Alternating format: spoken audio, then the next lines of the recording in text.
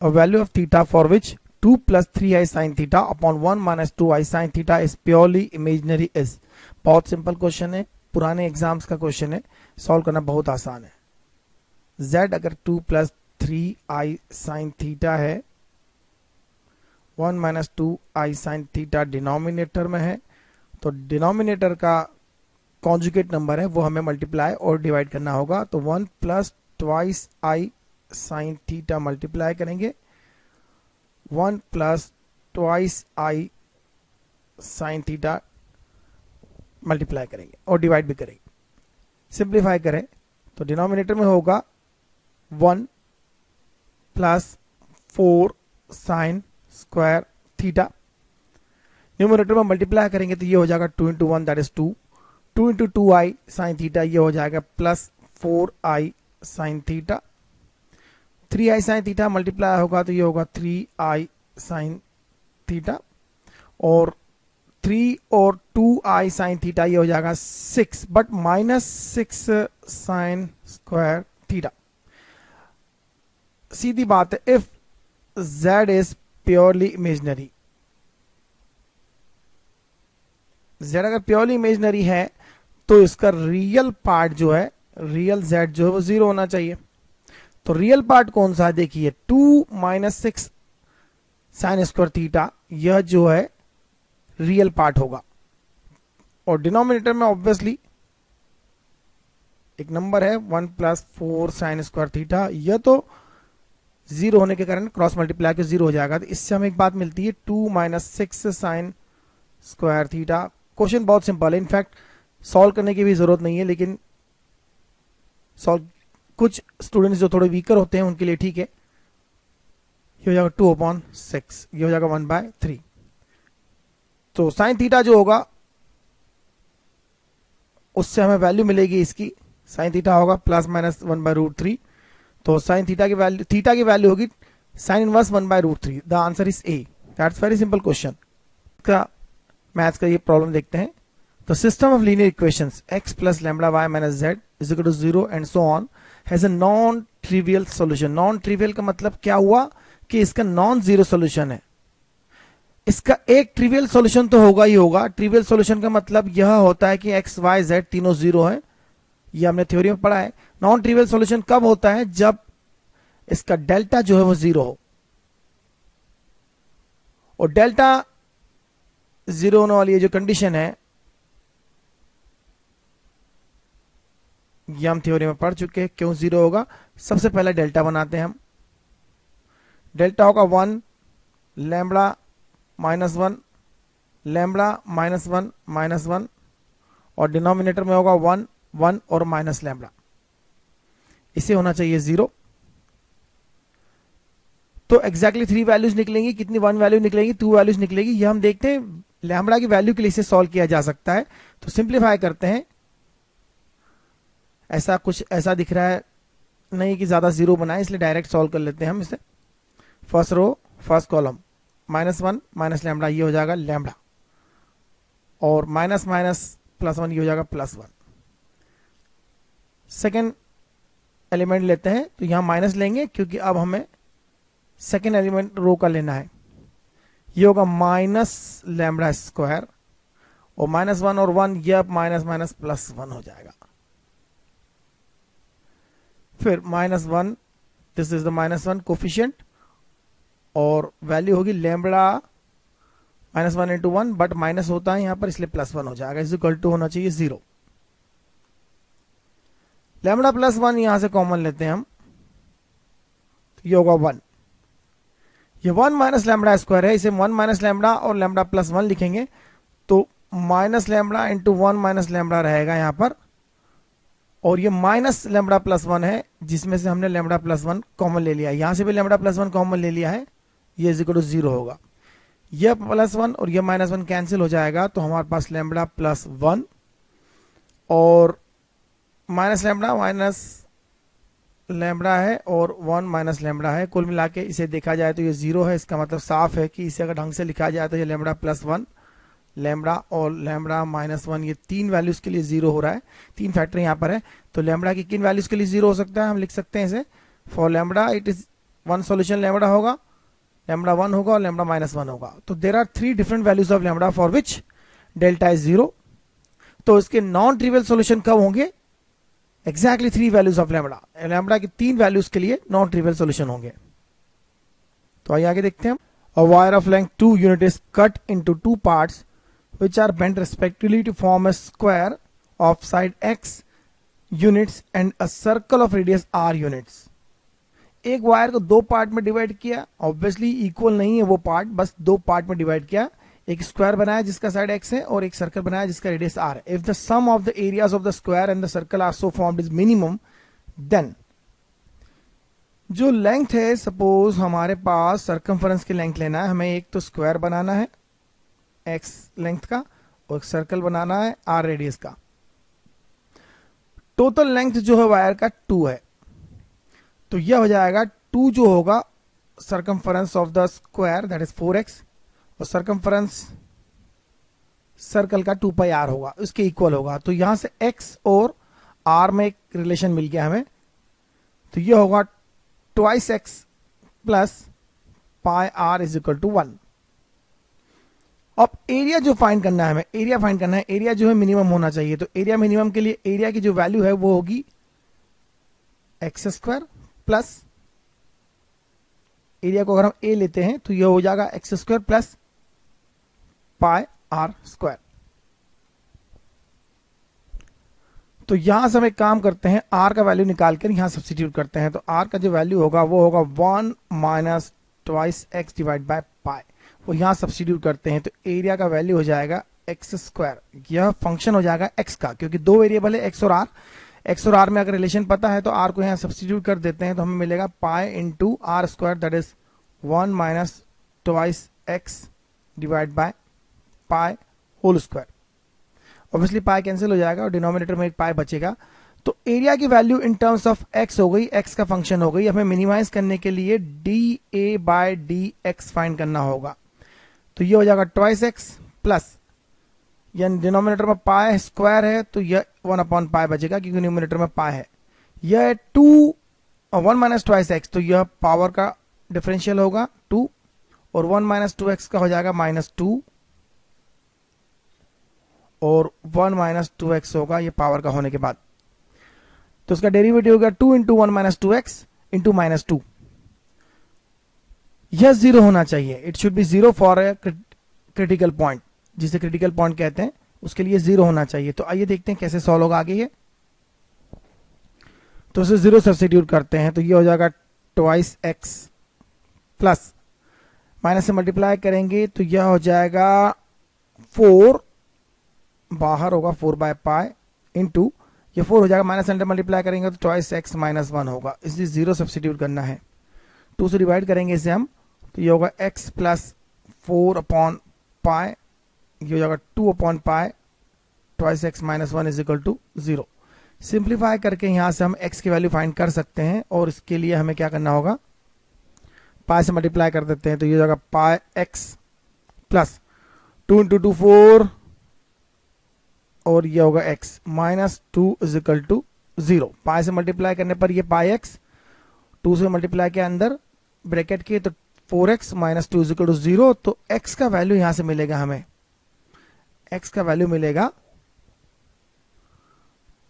2 right side में चला जाएगा, यहां x कॉमन लेगा तो पाई प्लस 4 डिनोमिनेटर में आ जाएगा, क्योंकि देख सकते हैं यहां से x कॉमन लेंगे तो पाई प्लस 4 होगा, ये 2 इधर चले जाएगा। तो बहुत आसान है, इतना मैथ्स तो अच्छे से आता है। r की वैल्यू हम यहां से फाइंड कर सकते हैं। अगर x का वैल्यू हमने यहां सब्स्टिट्यूट किया तो r का वैल्यू हमें क्या मिलेगा, r का value 1 minus twice x, 1 minus twice x, x का वैल्यू है 2 अपॉन पाई प्लस 4, तो ये होगा 4 अपॉन 2 ही सब्स्टिट्यूट कर देते हैं पहले हम, बाद में सिंप्लीफाई कर लेंगे, डिवाइड बाय पाई। तो r का वैल्यू होगा, r का वैल्यू होगा, r को सिंप्लीफाई करें, पाई प्लस 4 को यहां मल्टीप्लाई करेंगे 1 के साथ और ये हो जाएगा 4 माइनस का, डिनोमिनेटर में पाई प्लस 4 होगा इंटू पाई होगा, तो यह पाई जो है वो कैंसिल हो जाएगा, 4 माइनस 4 कैंसिल हो जाएगा, पाई से पाई कैंसिल होगी, 1 अपॉन 4 प्लस पाई होगा। ये r का वैल्यू है, r का वैल्यू होगा 1 अपॉन पाई प्लस 4 x का वैल्यू है 2/π+4। तो अब हम देखते हैं कि and the circle sum form is then, अच्छा x और r के बीच में रिलेशन देखना है। तो साफ दिखाई दे रहा है कि जो रिलेशन है वह x is twice r, x जो है 2/π+4 है और r जो है 1/π+4 है। तो साफ दिखाई दे रहा है यह r से ट्वाइस है, तो x का वैल्यू r से डबल है। बहुत अच्छा क्वेश्चन है, लेकिन थोड़ा सा टाइम लेता है, लेकिन सॉल्व किया जा सकता है थोड़ी सी सावधानी रखते हुए।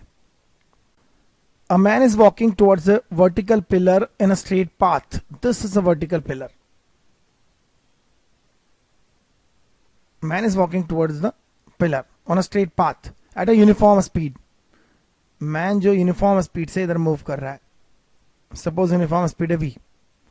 At a certain point A on the path, at a certain point A on the path, suppose this point is A. He observes that the elevation of the top of the pillar is 30 degree. यहां से suppose ये elevation है pillar के top, यहां समझ लीजिए 30 degree. After walking for 10 minutes from A in the same direction at a point B, he observes that the angle of elevation of the top of the pillar is 60 degree. Suppose B is here. बहुत पुराना question है, ऐसे कई question आपने solve किए होंगे exam के पहले। यह 60 डिग्री है और यहां से यहां 10 मिनट वॉक है। This is 10 minute walk. तो ये अगर आप लिखते भी हैं x1 तो ये हो जाएगा v into speed, sorry v into time. Then the time taken in minutes by him from b to reach the pillar. यहां से यहां तक पहुंचने का टाइम कितना होगा यह पता करना है। सपोज यह डिस्टेंस x1 है और यह डिस्टेंस x2 है, यह x1 है और यह x2 है, और पिलर की हाइट h ले लेते हैं। तो h upon x1 plus x2 जो है परपेंडिकुलर अपॉन बेस, ये 1030 हो गया। बहुत ही पुराना क्वेश्चन है, बहुत पुराना क्वेश्चन है, ये बहुत ज्यादा पुराना क्वेश्चन है। 1/√3 h upon x2 perpendicular upon this base, इस ट्राइंगल जो कि B वाले पॉइंट से मिलकर बना हुआ है वो। तो इस ट्राइंगल में h अपॉन x2 जो है 1060 है, ये हो गया √3। हम एक काम करते हैं, सेकंड इक्वेशन को फर्स्ट इक्वेशन से डिवाइड कर देते हैं। तो सेकंड इक्वेशन को या फर्स्ट इक्वेशन को सेकंड इक्वेशन से डिवाइड कर देते हैं, फर्स्ट इक्वेशन को सेकंड इक्वेशन से डिवाइड कर देते हैं। तो x2 न्यूमरेटर में चला जाएगा, डिनोमिनेटर में रहेगा x1 x2, ये 1/√3 ये हो जाएगा 1/√3 और डिनोमिनेटर में √3 से मल्टीप्लाई होकर ये हो जाएगा 1/3। सिंप्लीफाई करते हैं तो ये 3 टाइम्स x2 जो है x1 प्लस x2 हो जाएगा, इसे मल्टीप्लाई करेंगे इस समय ये मिलेगा, और इस तरह से मिलेगा x1 is equal to 2 times x2। तो x2 जो है x1/2 है। अगर ये 10 मिनट का वॉक है तो ये 5 मिनट का वॉक होगा, सीधी सी बात है, यूनिफॉर्म स्पीड है। तो x2 की वैल्यू जो है वो आप देख सकते हैं, x2 अगर x1/2 है, उसका हाफ है, तो x1 डिस्टेंस के लिए अगर 10 मिनट लग रहा है तो x2 के लिए ऑब्वियसली हाफ टाइम लगेगा 5 मिनट। तो ज्यादा कुछ दिमाग लगाने की जरूरत नहीं है। प्रोबेबिलिटी पर बेस ये प्रॉब्लम देखते हैं। Let 2 fair 6 face dice A and B are thrown simultaneously if even is the event that die A shows a 4। even जो इवेंट है इसका मतलब डाई उस A जो है वो 4 शो करता है। तो प्रोबेबिलिटी ऑफ इवेंट E1 मैं यहां पे मेजर करूंगा, P(E1) जो है वो होगा 1/6 and E2 is the event that die B shows of 2। तो प्रोबेबिलिटी ऑफ इवेंट E2 जो है वह भी 1/6 हो गया, क्योंकि 2 अगर आ रहा है तो 1/6 होगा उसका प्रोबेबिलिटी, क्योंकि पूरे डाइस में केवल 2 एक बार होता है, ये तो अच्छे से जानते हैं हम। And E3 is the one that sum of the numbers on the board dice is odd. PE3 कितना होगा? सम जो है वो डाइस का ऑड होगा या इवन होगा। Sum of the numbers of the board dice is either odd या इवन। इसे समझना बहुत आसान है। अगर दोनों पे 1 1 आता है तो जो सम पॉसिबल सम जो है वो 1 + 1 2 हो सकता है, या 1 + 2 3 होगा, या 2 + 1 3 होगा, या 2 + 2 4 होगा। तो इस तरह से सम जो है या तो ऑड है या इवन है, और दोनों की प्रोबेबिलिटी जो है 50-50 है, क्योंकि आधे सम ऑड होंगे आधे सम इवन होंगे। तो दोनों डाइस के जो आउटकम है उनका अगर सम निकालने जाए तो उसका ऑड होने के चांस 1/2 है और इवन होने के चांस भी 1/2 है। इसे समझने के लिए कोई बहुत बड़ा मैथमेटिक्स समझने की जरूरत नहीं है। Then which of the following statement is not true, हमें नॉट ट्रू देखना है। Which statement is not true, इस बात को ध्यान रखिए, नॉट ट्रू स्टेटमेंट फाइंड करना है, ट्रू स्टेटमेंट फाइंड नहीं करना है। क्वेश्चन समझने के लिए बड़ा आसान है, बिना कुछ किए सॉल्व किया जा सकता है। अगर E1 E2 E3 तीनों इंडिपेंडेंट है और ये ट्रू है, मानो कि ये स्टेटमेंट ट्रू है, लेट अगर ये ट्रू है तो ये भी ट्रू हो गया, ये भी ट्रू हो गया, ये भी ट्रू हो गया। तो चारों ऑप्शन जो है मार्क करना होंगे हमें, लेकिन यहां तो केवल एक ही ऑप्शन सही है और वो यह है कि ट्रू नहीं है, फॉल्स है, मतलब नॉट ट्रू है। ऑप्शन 1 जो है वो सही है। कैसे हम समझते हैं? E1 E2 E3 are independent. एक बात तो समझ में आती है हमें कि E1 E2 इंडिपेंडेंट है, ये ट्रू है, क्योंकि E1 डाइस 1 को फेंकने पर 4 आने की प्रोबेबिलिटी है, E2 जो है वो डाइस नंबर B को फेंकने पर 2 आने की प्रोबेबिलिटी है, जो कि बिल्कुल इंडिपेंडेंट, दोनों अलग अलग इवेंट है। आप फर्स्ट वाले डाइस में क्या आ रहा है, सेकंड वाले डाइस पे क्या आ रहा है, इन दोनों के बीच में कोई रिलेशन नहीं है, कोई डिपेंडेंसी नहीं है। और इसे समझने के लिए हम जो रूल्स देखते हैं कि वह फॉर्मूला है PA into PB is equal to PA into PB। This is for independent events, independent events की यह कंडीशन है। तो हमें यह चेक करना होगा कि PE1 PE3 इंडिपेंडेंट है कि नहीं। इसके लिए हमें फाइंड करना होगा PE1 इंटरसेक्शन E3। PE1 1/6 है, पहले ही निकाल चुके हैं। हम PE1 E2 नहीं निकाल रहे हैं क्योंकि हमें पता है दोनों अलग अलग डाइस हैं, दोनों अलग अलग डाइस फेंकने पर दोनों में जो इवेंट हो रही है वो इंडिपेंडेंट है, बाय डिफॉल्ट है, उसे समझने की जरूरत मैथमेटिकली भी नहीं है। और PE3 जो है वो हम निकाल चुके हैं 1/2। अब E1 और E3 एक साथ हो, इसका मतलब यह है कि पहले वाले डाइस पर जो है वो आए 4, मतलब पहले वाले डाइस पर 4 आ जाए और दूसरे वाले डाइस पर ऐसा कुछ आए कि जो सम है वो ऑड हो जाए। तो दूसरे वाले डाइस पर या तो 1 आए, 3 आए या 5 आए। ये कब हो सकता है ऐसा बताइए आप?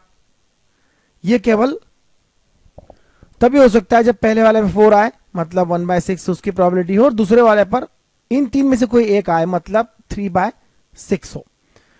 तो वह 1/6 इंटू 3/6 होगा। ऑब्वियसली यह दोनों इवेंट जो है एक प्रकार से इंडिपेंडेंट हो गई, क्योंकि ये दोनों एक दूसरे की इक्वल है और ये इंडिपेंडेंसी की कंडीशन जो है वो ट्रू हो गई है।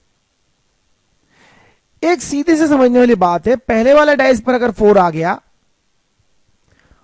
और E3 इवेंट होना, E3 इवेंट आना पहले वाले डाइस पर 4 आने से रिलेटेड नहीं है। पहले वाले पर 4 आ गया, E1 आ गया, इट्स ओके। लेकिन सेकंड वाले डाइस पर ऐसा कुछ नंबर आता है कि यह सम जो है वो ऑड हो जाता है। तो इसका क्या मतलब हुआ?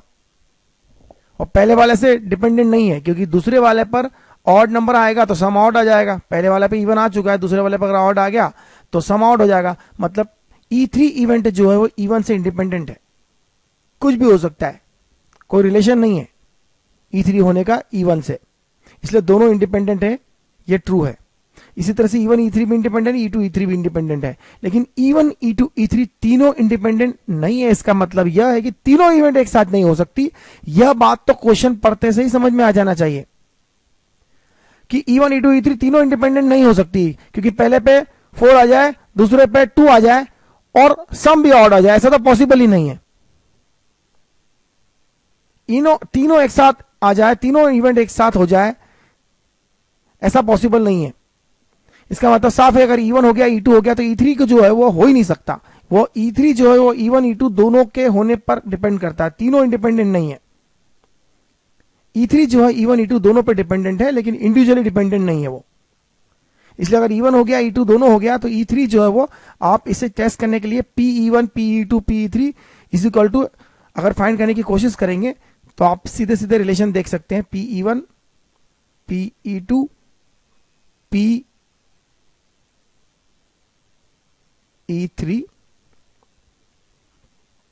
इज इक्वल टू, क्या यह PE1 E2 E3 के इक्वल है? नहीं हो सकता, क्योंकि यह जीरो है, ये इसके इक्वल नहीं है, ये नॉन जीरो है और यह जीरो है, क्योंकि तीनों इवेंट एक साथ कभी नहीं हो सकती, इसलिए यह इंडिपेंडेंट इवेंट नहीं है और ये नॉट ट्रू है। If the standard deviation of the numbers 2, 3, A and 11 is 3.5, then which of the following is true? बहुत सिंपल क्वेश्चन है। स्टैंडर्ड डिविएशन का फॉर्मूला हमें लिखना होगा। स्टैंडर्ड डिविएशन जो होता है under root of sigma x i square by n minus sigma x i divide by n whole square. Standard deviation यहां पे दिया हुआ है 3.5, जिसे लिख सकते हैं 7/2। तो उसका स्क्वायर करेंगे हम 49/4। 49/4 होगा sigma x i square. Sigma x i square मतलब 2 का स्क्वायर, 3 का स्क्वायर, ए का स्क्वायर और 11 का square divided by n, that is 4, number of sample data is 4, minus sigma x I by N, sigma x I इन सब का सम 2 + 3 + 11, ये हो जाएगा 16 प्लस a बाय 4 इसका होल स्क्वायर, और यह दोनों दिया है 49/4। सिंप्लीफाई करते हैं इसे, 121 plus 9 that is 130 plus 4, 134 plus a square. 4 से डिवाइड तीनों जगह किया हुआ है तो 4 से मल्टीप्लाई करके हम इसे लिख सकते हैं, multiplying by 4 and writing it again. 134 plus a square minus 16 square plus a square minus 16 square that is 256 minus, लेकिन हम ब्रैकेट में एक्सपांड करते हैं इसे पूरा तो ठीक रहेगा, plus 32a is equal to 49। लेकिन डिनोमिनेटर में एक 4 और रहेगा क्योंकि हमने 4 से मल्टीप्लाई किया था, लेकिन यहाँ 4 स्क्वायर है डिनोमिनेटर में, इसलिए फिर से रीराइट करेंगे इसे हम। तो 134 into 4, 134 into 4 plus 4a square minus 256 minus a square minus 32a is equal to 49 into 4। Simplify करते हैं इसे, सिंप्लीफाई कितना भी करें, 4a square minus a square, ये होगा 3a स्क्वायर माइनस 32a। एक बात ध्यान रखिए, बाकी कांस्टेंट है, बाकी सारे कांस्टेंट है, इन तीनों का हिसाब हो गया है,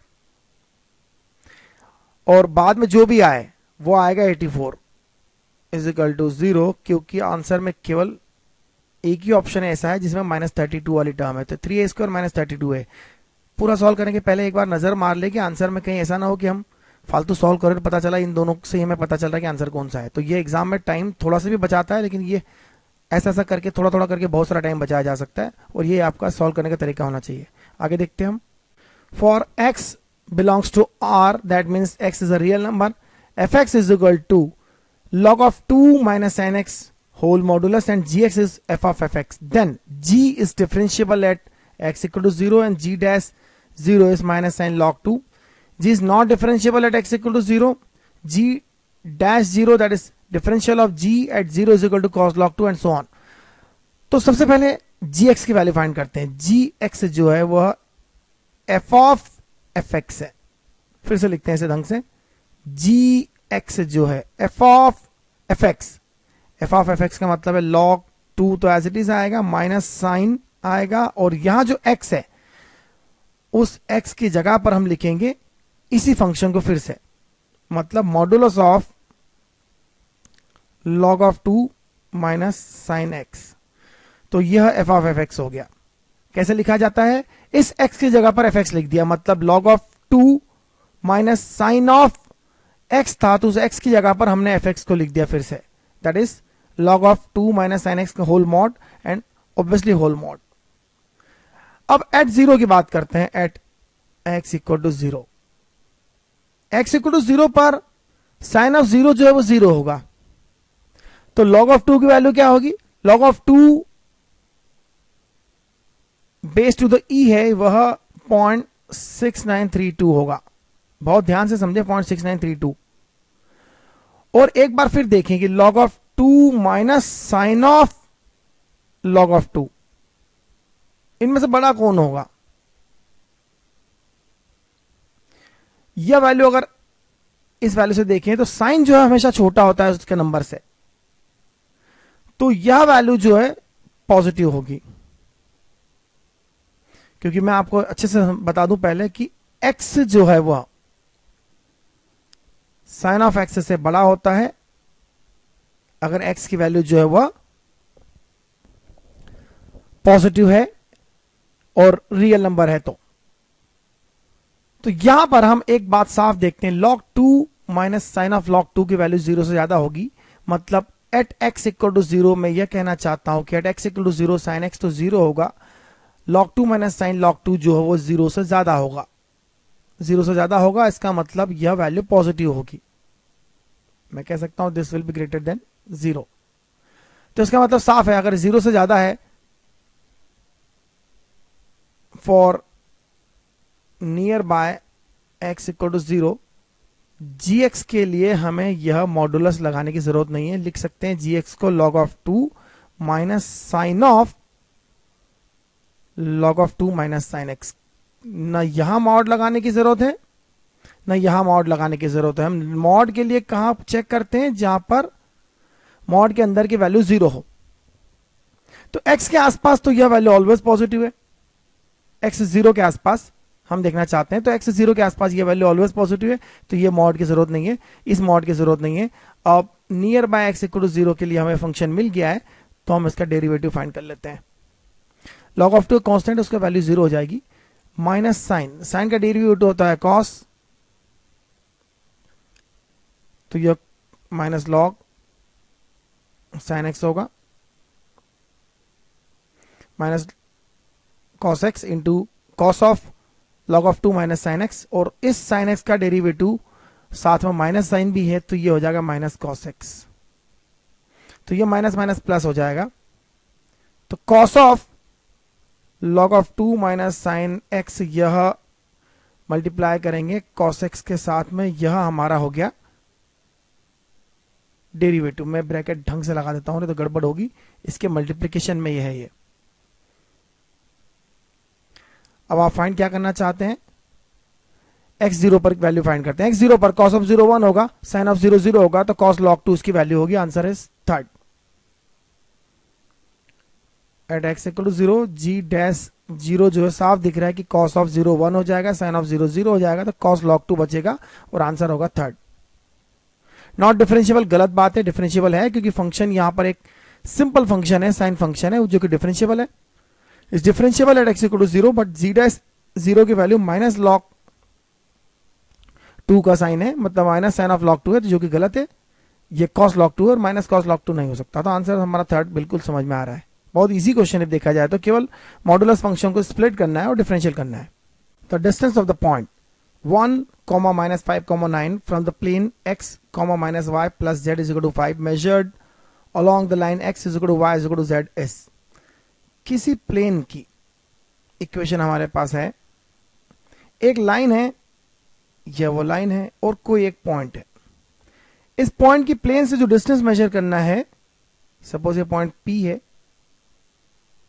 इसका डिस्टेंस मेजर करना है अलोंग दिस लाइन, तो हमें सबसे पहले ये लाइन फाइंड करना होगी और वह पॉइंट फाइंड करना होगा जहां पर ये प्लेन को इंटरसेक्ट करता है।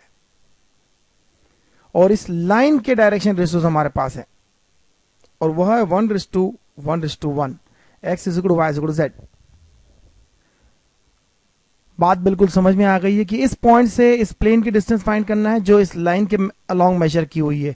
नॉर्मली जब हम प्लेन से किसी पॉइंट की डिस्टेंस की बात करते हैं तो वो परपेंडिकुलर डिस्टेंस होती है, वह उसके परपेंडिकुलर की डायरेक्शन में मेजर डिस्टेंस होती है, ना कि किसी लाइन की। लेकिन अगर इस लाइन के पैरेलल चलते हुए अलोंग द लाइन चलें, obviously this point is not on the line, तो इस पॉइंट से इस प्लेन की तरफ जाना है, लेकिन इस लाइन के अलोंग जाना, साइड वाइज जाना है, मेजर्ड अलोंग दिस लाइन, और प्लेन से इंटरसेप्ट फाइंड करना होगा। तो पहले इस लाइन की इक्वेशन फाइंड करना पड़ेगी। इस लाइन की इक्वेशन सपोज होगी x माइनस 1 अपॉन 1, क्योंकि डायरेक्शन रेशियो 1 है। इस पॉइंट P से जाने वाली कोई भी लाइन होगी x माइनस 1, y प्लस 5, क्योंकि y माइनस y1 वाला फॉर्मूला लिख रहे हैं, हम लिख रहे हैं x minus x1 upon a, y minus y1 upon b, z minus z1 upon c वाला फॉर्मूला। x1 y1 z1 हमारे पास है और b भी 1 है, z माइनस 9 अपॉन 1, यह लाइन की इक्वेशन हो गई। और यह लाइन की इक्वेशन मिलने के बाद प्लेन से अगर इसका इंटरसेक्ट फाइंड करना है, सपोज इस इक्वल टू लिखते हैं लैम्बडा, तो कोई भी पॉइंट जो है वो हो जाएगा, इस लाइन पर हो जाएगा, x होगा lambda plus 1 comma lambda minus 5 comma lambda plus 9। तो इस लाइन पर कोई भी पॉइंट जो है वो लैम्बडा प्लस 1, उसका पैरामीटर है ये lambda, lambda minus 5, lambda plus 9, इस तरह से होगा। तो ये प्लेन पर अगर लाया करता है तो इस पॉइंट को हम प्लेन पर सब्स्टिट्यूट करेंगे। तो x की value lambda plus 1 minus y lambda minus 5, तो ये माइनस लैम्बडा प्लस 5 हो जाएगा, प्लस z, तो ये होगा lambda plus 9 is equal to 5। यहां से लैम्बडा की वैल्यू मिलेगी हमें। लैम्बडा की वैल्यू क्या होगी, minus lambda plus lambda cancel, एक लैम्बडा होगा, 9 प्लस 1 10 होगा, और ये माइनस 10 हो जाएगा। तो लैम्बडा माइनस 10 मिलने पर यह पॉइंट x जो है वह मिल जाएगा हमें for point x lambda is equal to minus 10, क्योंकि पॉइंट x के कोऑर्डिनेट अगर हमने यह लिए हैं तो यह x सेटिस्फाई करता है प्लेन को, तो वह x की वैल्यू जो है, पॉइंट की वैल्यू लाइन प्लेन में सब्स्टिट्यूट करेंगे तो यहां लैम्बडा की वैल्यू मिलेगी माइनस 10। तो for point x lambda is minus 10, तो पॉइंट x के कोऑर्डिनेट होंगे हमारे पास, सॉरी लैम्बडा माइनस 10 है तो ये हो जाएगा माइनस 9 कॉमा माइनस 10 माइनस 5, तो ये हो जाएगा माइनस 15, और यह होगा माइनस 1। p हमारे पास है 1 माइनस 5 और 9, तो डिस्टेंस px फाइंड कर लेंगे हम। डिस्टेंस px फाइंड करते हैं हम, और यह फाइंड करना बहुत आसान है, सीधे सीधे डिस्टेंस फॉर्मूला लगाएंगे। 1 माइनस माइनस 9, तो ये होगा 10 का स्क्वायर, माइनस 5 माइनस 15, तो ये हो जाएगा 10 का स्क्वायर, 9 माइनस माइनस 1, तो ये हो जाएगा 10 का स्क्वायर, तो ये हो जाएगा सीधे सीधे 10 root 3। That's the answer. The eccentricity of the hyperbola whose length of its latus rectum is equal to 8.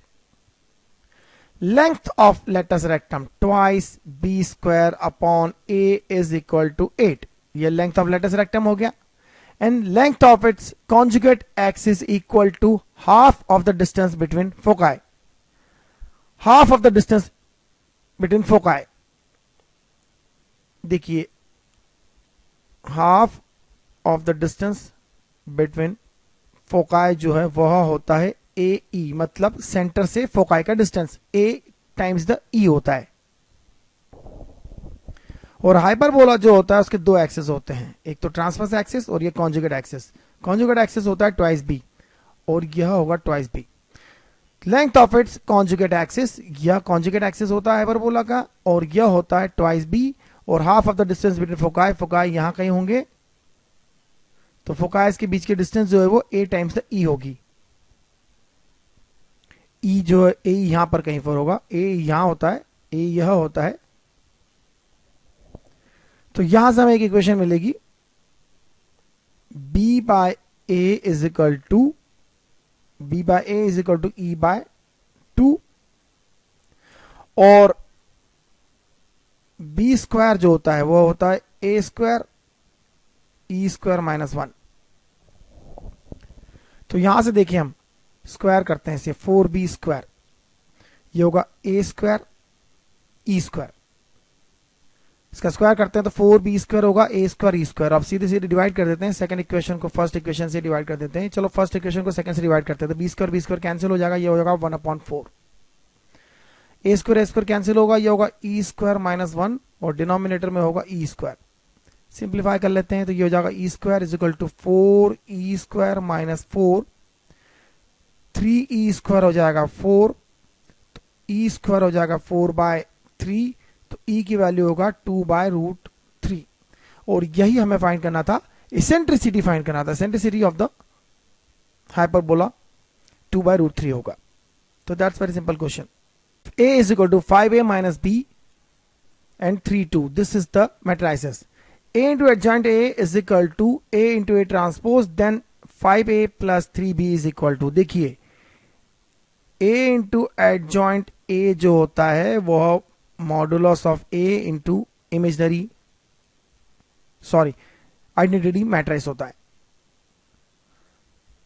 तो हम A into adjoint A को कैसे लिखेंगे, A into adjoint of A, वो मॉड ऑफ ए इंटू आई। तो mod of A find कर लेते हैं, मतलब डिटर्मिनेंटल वैल्यू ऑफ ए फाइंड करते हैं, वह क्या होगी 10 of A, 5a into 2 that is 10 of A, minus minus become plus b into 3, 3b। और इसी तरह से अगर हम इसे रीराइट करें तो a into a joint a जो होगा वह होगा 10a plus 3b 0 0 10a plus 3b। a into A transpose find करते हैं। सबसे पहले तो a लिख लेते हैं, हमारे पास a है 5a minus 3b minus b into 3 into 2, और a ट्रांसपोज लिख लेते हैं, a into A transpose find करना है। a ट्रांसपोज जो होगा 5a यहां पर है, तो ए ट्रांसपोज के लिए तो यह एज इट इज होगा डायगोनल, और यह चेंज हो जाएंगे, यह 3 होगा, यह माइनस बी होगा।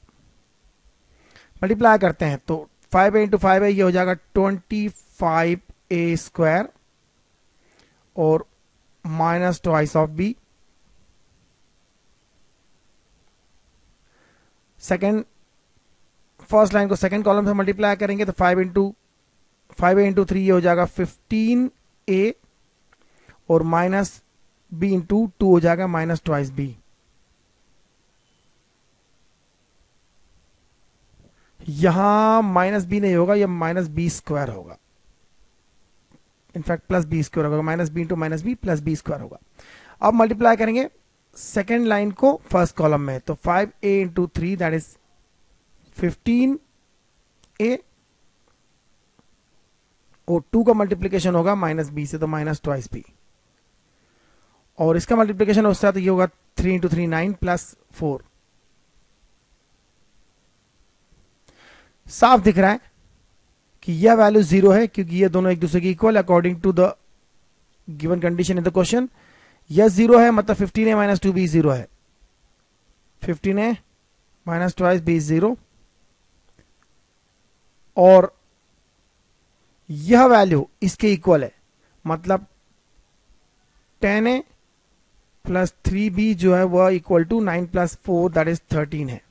इन दोनों को सॉल्व करेंगे हम, तो साफ है नीचे वाली इक्वेशन को आप 2 से मल्टीप्लाई करें तो ये हो जाएगा 20a plus 6b is equal to 26, और इसे 3 से मल्टीप्लाई करें तो यह होगा 45a is equal to 6b। 6b की वैल्यू हो जाएगी 45a, तो 20a plus 45a will be equal to 26. तो 45a plus 20a that is 65a is equal to 26. तो a की वैल्यू हो जाएगी 2/5, क्योंकि 13 से डिवाइड कर सकते हैं, 13 2 26 डिवाइड बाय 5, तो a की वैल्यू 2/5 होगी। और यहां से b की वैल्यू निकालेंगे आप, यह वैल्यू सब्स्टिट्यूट कर देंगे हम यहां पर, तो 45 into a that is 2/5 is equal to 6 times the b, तो बी की वैल्यू यहां से मिल जाएगी, यह होगा 9 इंटू 2 18, बी की वैल्यू हो जाएगी 18, तो 5a plus B 5a 5 times a मतलब 2, 5 टाइम्स 2/5 प्लस b, b की वैल्यू 18 है। Sorry b 18/6 that is 3, not 18 exactly, तो ये होगा 3। तो 2 + 3 दैट इज 5, तो आंसर होगा थर्ड। थोड़ी सी गलती कर रहे थे कैलकुलेशन में, आंसर इतना बड़ा नहीं है। तो आगे देखते हैं हम। Consider f(x) is equal to tan inverse √(1 + sin x upon 1 - sin x)। यह बहुत पुराना टेक्निक है इसे लिखने का। 1 को जो लिखा जाता है sin² x/2 plus cos² x/2। क्योंकि 1 को यह इसलिए लिखा क्योंकि sin x को हम लिखना चाहते हैं 2 sin x/2 cos x/2। तो यह 1 को अगर लिख दिया जाए और sin x को 2 sin x/2 cos x/2 लिखा जाए तो यह fx की वैल्यू क्या होगी, आप देखिए। यह होगा tan इनवर्स ब्रैकेट √(1) को अगर आपने sin² x/2 plus cos² x/2 और sin x को लिखा 2 sin x/2 cos x/2, numerator में भी डिनोमिनेटर में भी, तो न्यूमरेटर में हो जाएगा sin x/2 plus cos x/2 whole square. तो आप इसे लिखेंगे cos x/2 plus sin x/2 whole square, और डिनोमिनेटर में होगा cos x/2 minus sin x/2 whole square. इसीलिए हमने इसे लिखा है, और ये स्क्वायर्स और रूट्स हट जाएंगे तो fx की वैल्यू हो जाएगी tan inverse of cos x/2 plus sin x/2, और डिनोमिनेटर में होगा cos x/2 minus sin x/2। तो इसे लिख सकते हैं 1 प्लस tan x/2, क्योंकि cos x/2 से डिवाइड करके लिख रहा हूं मैं अब इसे, और ये होगा 1 माइनस tan x/2।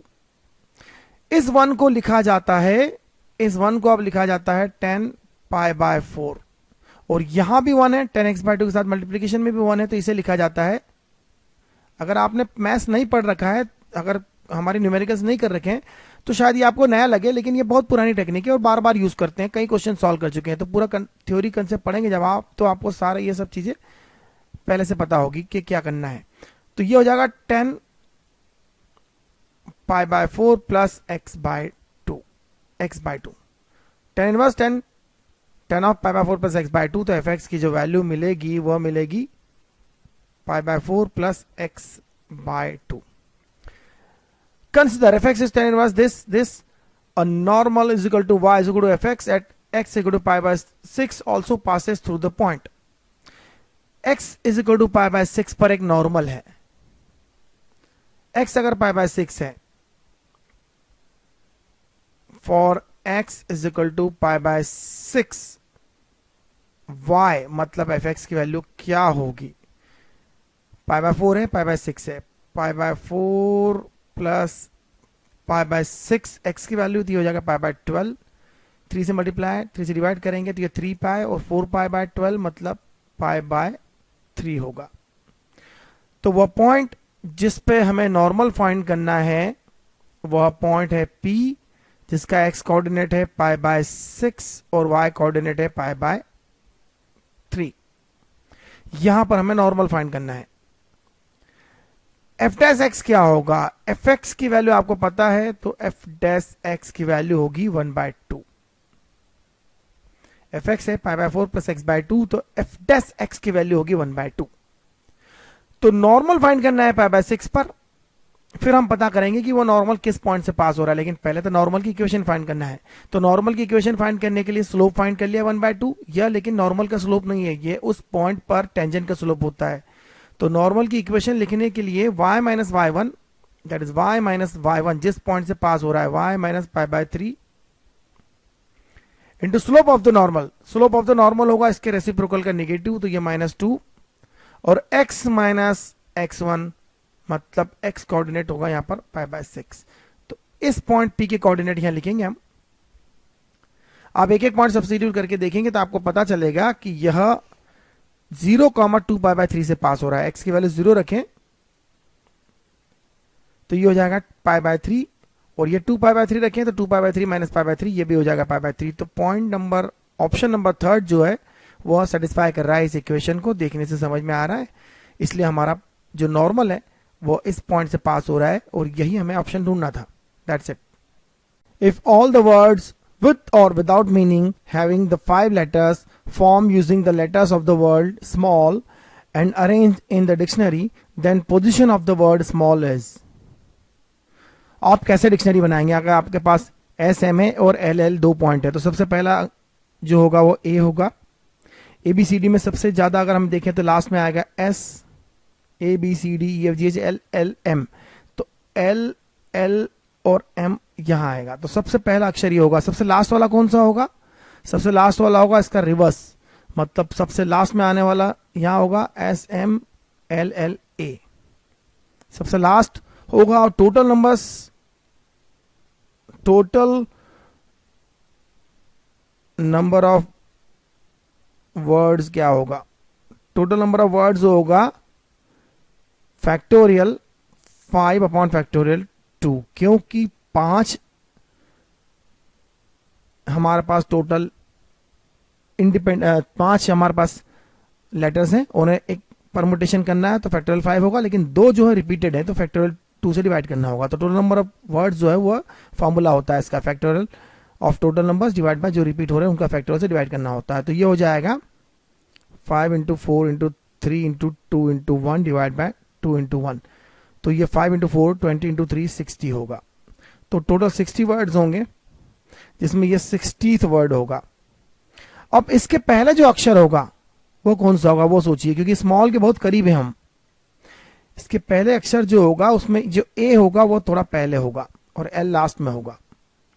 फिर देखिए एल इधर आएगा, ए बाद में आएगा, क्योंकि ए इससे पहले आता है एल से, तो ये पहले ले लिया। अगर इससे पहले वाला अक्षर देखें आप तो इसमें ए यहां होगा और एल एल यहां पर होंगे। आप इस ऑर्डर में चलने की कोशिश करें। डिक्शनरी में ए एल एल अगर वर्ड है तो ए के बाद एल जो है पहले आएगा, फिर ए बाद में आएगा, फिर लास्ट में ए एल है तो यह पहले ए आया था, अब वापस ए लास्ट में जाएगा, एल उसके पहले आएगा। तो हम नीचे से ऊपर जा रहे हैं, लास्ट वर्ड से बैक जा रहे हैं। तो ये स्मॉल मिल गया हमें 58th नंबर पर। यह स्मॉल के बिल्कुल पास था। यह आप कहेंगे प्रेजेंस ऑफ माइंड की बात है, हमें इस तरह से ढूंढना होगा। नहीं तो फिर आपको इस तरह से चलना होगा, पहला अक्षर ए लेकर फैक्टोरियल 4 नंबर्स होंगे और ये 12 होंगे, क्योंकि ये होगा फैक्टोरियल 4 डिवाइड बाय फैक्टोरियल 2, तो 12 होंगे। फिर हम एम ऐसा अक्षर लेंगे जिसमें एल पहले आए और फिर ये 12 नंबर्स होंगे, क्योंकि 2 एल है। और इस तरह से हम जाएंगे तो बहुत सारा हमें माथापच्ची करना पड़ेगी, बहुत सारे अक्षर आएंगे, लास्ट में पता चलेगा कि सारा ये स्मॉल जो 58 पे है। लेकिन प्रेजेंस ऑफ माइंड की बात है, लास्ट से चले तो हम 58 पे पहुंच जाएंगे। तो कैलकुलेशन आईडीजे इसीलिए अच्छी एग्जाम है, क्योंकि यहां पर हमें थोड़ा प्रेजेंस ऑफ माइंड का यूज करना होगा ताकि हम ज्यादा टाइम बचा सकें और दूसरी प्रॉब्लम सॉल्व कर सकें। सिर्फ प्रॉब्लम सॉल्व करना सब कुछ नहीं है, प्रॉब्लम को कम टाइम में जल्दी से सॉल्व करना ही सबसे बड़ी बात है आईडीजे में। तो आगे देखते हैं हम। If the second, fifth and ninth terms of a non-constant arithmetic progression are in GP, then the common ratio of this GP is। देखिए फर्स्ट टर्म अगर a लेते हैं तो सेकंड टर्म होगी a plus D. Obviously d is not zero, क्योंकि non constant AP का मतलब d zero नहीं है। नहीं, d जीरो होगा तो सारी टर्म एक जैसी हो जाएगी और कॉमन डिफरेंस जीरो हो जाएगा, लेकिन अच्छी बात नहीं है ऐसा होना। तो सेकंड टर्म जो होगी T2 जो होगी वह होगी a प्लस डी, T4 होगी a प्लस T5 होगी a प्लस 4d, जैसा कि हमें पता है, इसके लिए कोई फॉर्मूला लिखकर दिखाने की जरूरत नहीं है। T9 होगी a प्लस 8d, और ये तीनों जीपी में है। जीपी में होने का मतलब है कि T5 का स्क्वायर जो है वो T2 इंटू T9 के इक्वल है। T5 का स्क्वायर मतलब a प्लस 4d का जो स्क्वायर है वो T2 मतलब a plus D into T9 मतलब a प्लस 8d का प्रोडक्ट होगा। इसे सिंप्लीफाई करते हैं तो ये हो जाएगा a square plus 16d square plus 4 into 2 8ad D. ये होगा a square into a square, ये होगा 8d स्क्वायर प्लस DA और 8AD, ये हो जाएगा 9AD। ध्यान से देखिए आप, एक तो DA होगा और एक होगा A into 8D, that is 8DA। तो ये टोटल हो जाएगा 9AD। तो इसे सिंप्लीफाई करें तो हमारे पास ये हो जाएगा 8D स्क्वायर, A स्क्वायर से A स्क्वायर कैंसिल हो गया, 16 डी स्क्वायर है, 8 डी स्क्वायर है, तो 8 डी स्क्वायर होगा, 8 ए डी है और 9 ए डी है, तो यह लेफ्ट में जाके हो जाएगा 9 minus 8, that is simple A D. यहां से हमें मिलेगा डी नॉट इक्वल टू 0 लेना है हमें, इस बात का ध्यान रखें, डी 0 नहीं है इसलिए डी कैंसिल कर देंगे, तो मैं लिखूंगा since D is not equal to 0 8 D is equal to A, या A is equal to 8 D. Find क्या करना है, कॉमन रेशियो। कॉमन रेशियो जो होगा, तो कॉमन रेशियो कैसे फाइंड करेंगे, अगर हम ये तीनों टर्म जीपी में है तो कॉमन रेशियो होगा a plus 4d divide by a plus D, क्योंकि तीनों टर्म t2 t5 और t9 तीनों जीपी में है, तो सेकंड टर्म जीपी का यह होगा, फर्स्ट टर्म यह होगा, तो a plus 4d that is second term divide by first term that is a plus D, यह होगा कॉमन रेशियो। और a की वैल्यू अगर 4d है तो a की वैल्यू अगर 8d है तो 8d प्लस 4d ये हो जाएगा 12d, डिनोमिनेटर में a की वैल्यू 8d है और ये d हो जाएगा 9d, ये हो जाएगा 4/3। तो हमारा आंसर बहुत आसानी से मिल गया, third, that's it. If the sum of the first 10 terms of the series 1 plus 3/5 whole square plus 2 plus 2/5 whole square plus and so on is 16/5m, then m is equal to, सबसे पहले तो इस series को ढंग से लिखना होगा, आखिर ये सीरीज क्या है। सीरीज को रीराइट करते हैं, तो रीराइट करते हैं 5 प्लस 3 दैट इज 8/5, यह 8/5 का होल स्क्वायर है, 5 इंटू 2 10 प्लस 2 दैट इज 12/5 का होल स्क्वायर है, या 5 इंटू 3 दैट इज 15 प्लस 1 16/5 का होल स्क्वायर है, एंड सो ऑन। तो यहां हम एक काम करते हैं, इसे इस तरह से लिख सकते हैं 1/5 whole square taken common, in fact 4/5 whole square taken common, तो यह हो जाएगा 2 स्क्वायर, यह हो जाएगा 3 का स्क्वायर, यह हो जाएगा 4 का square, and so on up to 10 terms तक। फिर से इसे देखें तो यह हो जाएगा 16 डिवाइड बाय 25, 2 स्क्वायर अगर यहां पर है तो एक काम करते हैं 1 स्क्वायर को भी ले आते हैं, ये 10 टर्म्स तक है, लास्ट में -1 है, लास्ट में -1 क्यों लिया, 1 स्क्वायर लिया था मैंने प्लस में, तो लास्ट में -1 स्क्वायर भी ले लिया। तो ये टोटल कितनी टर्म्स लेना होगी पता है आपको, ये 11 टर्म्स लेना होगी, क्योंकि एक टर्म आपने जोड़ी और यहां से 10 टर्म्स जोड़ना है, तो ये 11 टर्म्स तक जाना है अपने को। तो 1 से लेके 11 टर्म तक सम ऑफ द स्क्वायर्स का फॉर्मूला होता है n प्लस 1 n+1 और ट्वाइस n+1 डिवाइड बाय 6, यह होता है sum of the squares of the first n natural numbers. तो यहां पर हम इसकी वैल्यू लिखेंगे, सम जो हो जाएगा 16/25 इंटू n की वैल्यू 11 है, 11 प्लस 1 हो जाएगा 12, 11 इंटू 22 प्लस 1 23 हो जाएगा, डिवाइड में 6 आ जाएगा और -1 आ जाएगा, और इससे अब सिंप्लीफाई करें तो ये होगा 16/25 इंटू, इससे आप देखें मल्टीप्लाई सिंप्लीफाई करें तो ये हो जाएगा 505, और यह वैल्यू जो है वो इसके इक्वल है, मतलब 16/5 इंटू 5 इंटू 505 है, तो एक 5 से डिवाइड कर देंगे, ये हो जाएगा 101, तो 16/5 इंटू 101, तो 16/5 इंटू m है, यह इसके इक्वल है, मतलब m का वैल्यू जो है वो 101 होगा, और यही हमारा आंसर है। If the line x - 3/2 is equal to y plus 2/-1 is equal to z plus 4/3 lies in the plane lx plus my minus z is equal to 9, then l square plus m square is equal to। अगर यह line इस plane पे लाई करती है तो हमें एक बात तो अच्छे से पता है, दिस लाइन पासेस थ्रू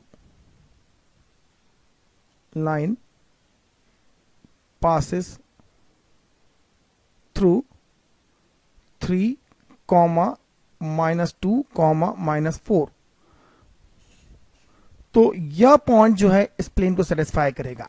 तो यहां रखेंगे 3l, x की वैल्यू 3 हुई, y की वैल्यू -2 है, तो यह हो जाएगा -2m, -z minus minus Z, तो ये हो जाएगा -4 रखेंगे, यहाँ प्लेस करेंगे, सब्सटीट्यूट करेंगे, जेड का वैल्यू -4, तो ये हो जाएगा +4 is equal to 9। 3l minus twice m is equal to 5। एक इक्वेशन हमें ये मिल गया। दूसरी बात, अगर लाइन प्लेन में लाया करता है तो लाइन के डायरेक्शन रेशियोज और प्लेन के डायरेक्शन रेशियोज जो है उनका डॉट प्रोडक्ट 0 होगा, क्योंकि वो एक दूसरे के परपेंडिकुलर होंगे। तो उस रूल के अकॉर्डिंग लाइन अगर प्लेन के परपेंडिकुलर है तो हमें जो रूल पता है, जो फॉर्मूला पता है, a1 a2 b1 b2 c1 c2 is equal to 0 होगा। a1 that is 2, a2 that is l, twice l, plus b1 b2 that is m और -1, तो -m, 3 -1 तो -3 इज इक्वल टू 0 होगा। ठीक से लिखें तो twice l -m is equal to 3 होगा। अब हमें इन दोनों इक्वेशंस को सॉल्व करना है अल्टीमेटली। पहले इक्वेशन में दूसरी इक्वेशन को, दूसरी इक्वेशन में 2 का मल्टीप्लाई कर दीजिए, देखिए क्या होगा। मल्टीप्लाइंग इट बाय 2, ये हो जाएगा 4l minus twice m is equal to 6। Second equation में से फर्स्ट इक्वेशन को सब्ट्रैक्ट कर दें, 4l माइनस 3l हो जाएगा l, -2m कैंसिल हो जाएगा, 6 - 5 हो जाएगा 1। l अगर 1 है, l अगर 1 है तो m की वैल्यू क्या होगी, देखिए l अगर 1 है तो m का वैल्यू हो जाएगा -1। l का वैल्यू अगर 1 है तो m का वैल्यू हो जाएगा -1, क्योंकि यहाँ 1 सब्स्टिट्यूट करें, 2 - m, तो ये हो जाएगा -m होगा आपका 3 - 2। मतलब सीधी बात है, यहाँ दोनों को सॉल्व करने पर l1 और m -1 आ रहा है, बहुत आसानी से आ रहा है। l² m² की वैल्यू हो जाएगी 2, क्योंकि दोनों 1 के स्क्वायर हो जाएंगे 1। The integral integration of 2 into x to the power 12 plus 5 into x to the power 9 divided by x to the power 5 plus x cube plus 1 whole cube dx is equal to। Integral में आपको देखना होगा कि क्या substitution लगना चाहिए। ऐसा लग रहा है कि यहां पर न्यूमरेटर जो है उसमें कुछ चेंज करना पड़ेगा, डिनोमिनेटर में कुछ चेंज करना पड़ेगा। ऐसी कोई पावर से डिवाइड करें जिससे यह 1 हो जाए और यह जो है डिनोमिनेटर्स में चले जाए, और यहां भी पावर जो है रेसिप्रोकल्स हो जाए। रेसिप्रोकल्स करना चाहिए, क्यों करना चाहिए ये हम देखेंगे, क्योंकि रेसिप्रोकल करने से ही पावर जो है वो घटती बढ़ती है और इस तरह के जो फैक्टर्स है वो आते हैं। तो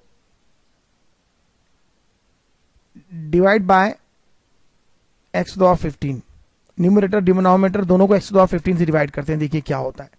यह होगा 2x to the power -3 plus 5x to the power -6।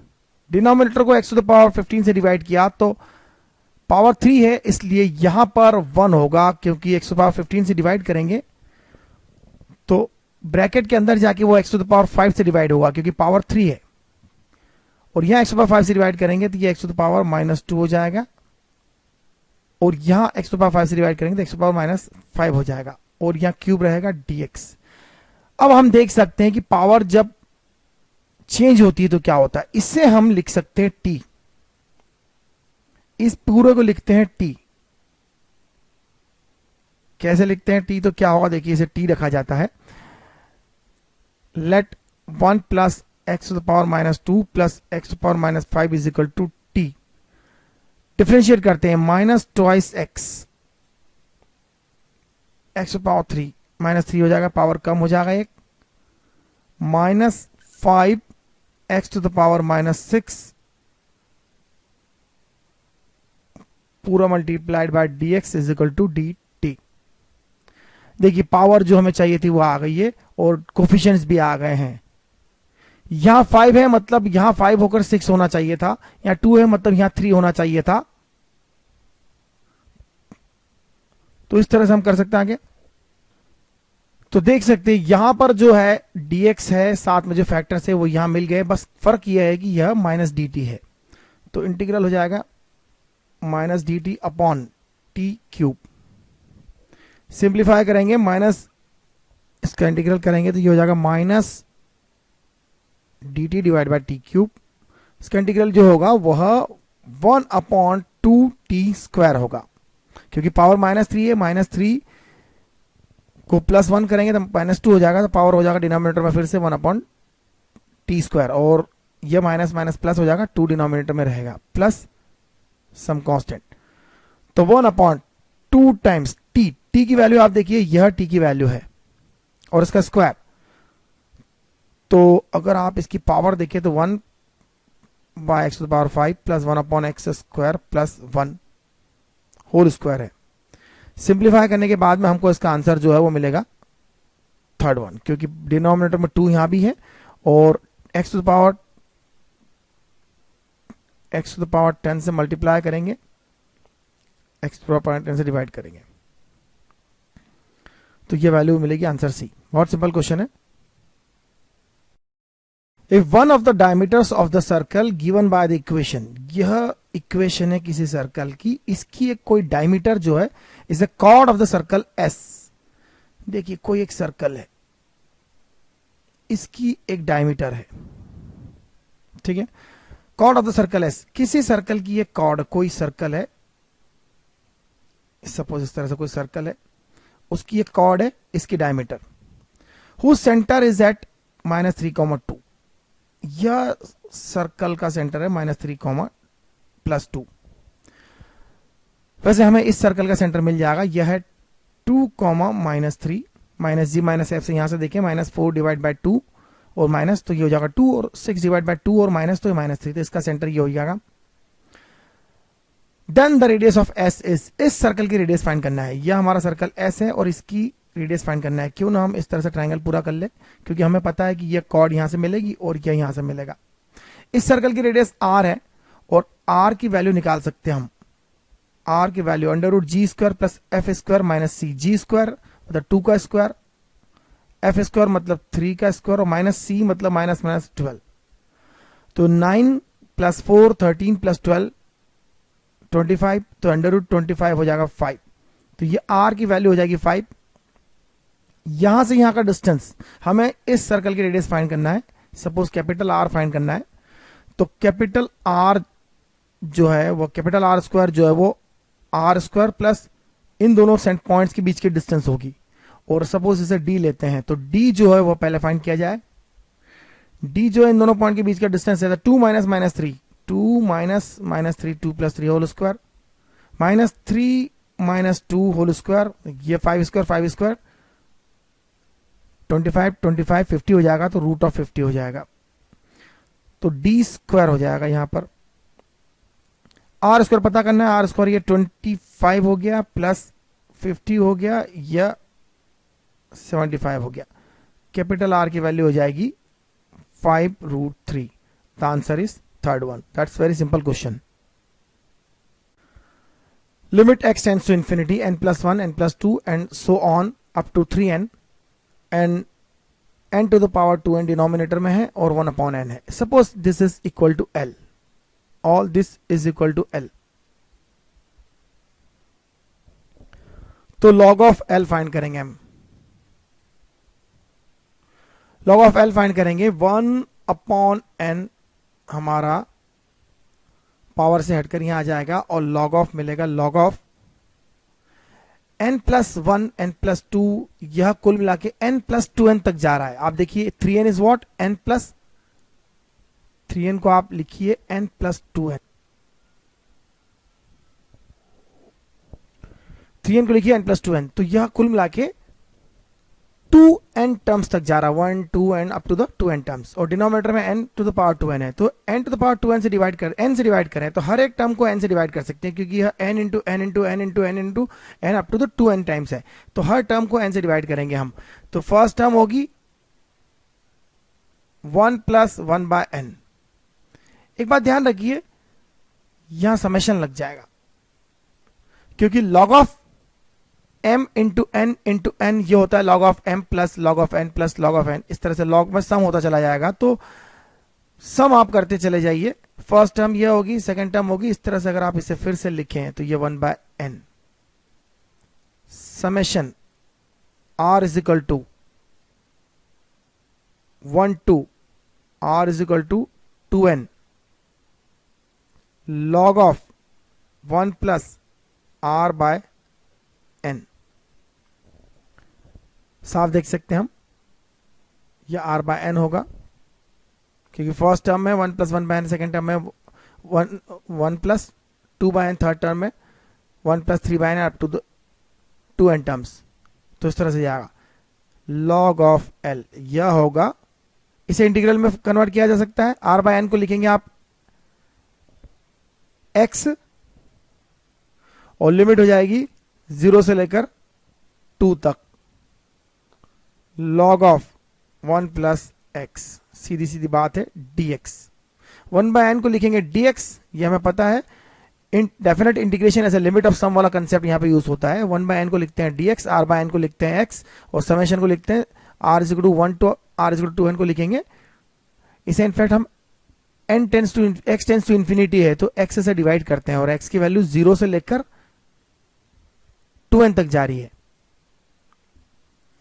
तो ये 2 से डिवाइड हो जाएगा अल्टीमेटली, 2n टर्म्स है ये। आप देखिए r बाय एन कितना होगा 2, ठीक है, r बाय एन हो जाएगा 2, तो 0 to 2 log of 1 + x dx। अब इसे इसका इंटीग्रेशन करना है आपको। x log x का इंटीग्रेशन पता होगा। log x का इंटीग्रेशन होता है x log x - x। log of 1 + x का इंटीग्रेशन लिख लेते हैं हम फिर यहां पर उसकी सहायता से, 0 to 2 x log x - x। 2 लिखेंगे तो ये हो जाएगा 2, ये हो जाएगा log ऑफ 3 हो जाएगा, 2 + 1 3 - 3, और 0 सब्स्टिट्यूट करेंगे तो ये हो जाएगा 1, ये log ऑफ 1 हो जाएगा 0, और 0 सब्स्टिट्यूट करेंगे तो यहां हो जाएगा 0, तो ये हो जाएगा -1, तो माइनस माइनस बिकम +1 हो जाएगा ये, क्योंकि ये -1 है, 0 सब्स्टिट्यूट करेंगे और सब्ट्रैक्ट करेंगे इसे तो माइनस माइनस +1 हो जाएगा। ये -3 है तो ये -2 हो जाएगा, तो कुल मिला के 3 को अगर हम पावर में लिख लेते हैं तो 3 to the power 3 होगा, -2 होगा। यह जो है वो log ऑफ एल है। फिर से लिखते हैं इसे, log of base e of 3 to the power 3, यह हो जाएगा log ऑफ, बेस लिखने की जरूरत नहीं है, 27, और इसे लिख सकते हैं log of e to the power -2, plus में लिख लेते हैं, तो 27 into e to the power -2 मतलब 27/e² होगा। तो log ऑफ l का वैल्यू हो जाएगा log ऑफ 27/e², तो l का वैल्यू हो जाएगा 27/e²। आंसर होगा third one, this is the answer. The centers of those circles which touches the circle x² + y² - 8x - 8y - 4 = 0 externally and also touches the x-axis lies on। देखिए यह जो circle है इसे externally touch करना है, एक ऐसा सर्कल बनाना है जो इस सर्कल को एक्सटर्नली टच करे और एक्स एक्सिस को भी टच करे। सबसे पहले इस सर्कल को ड्रॉ करते हैं। इसका सेंटर है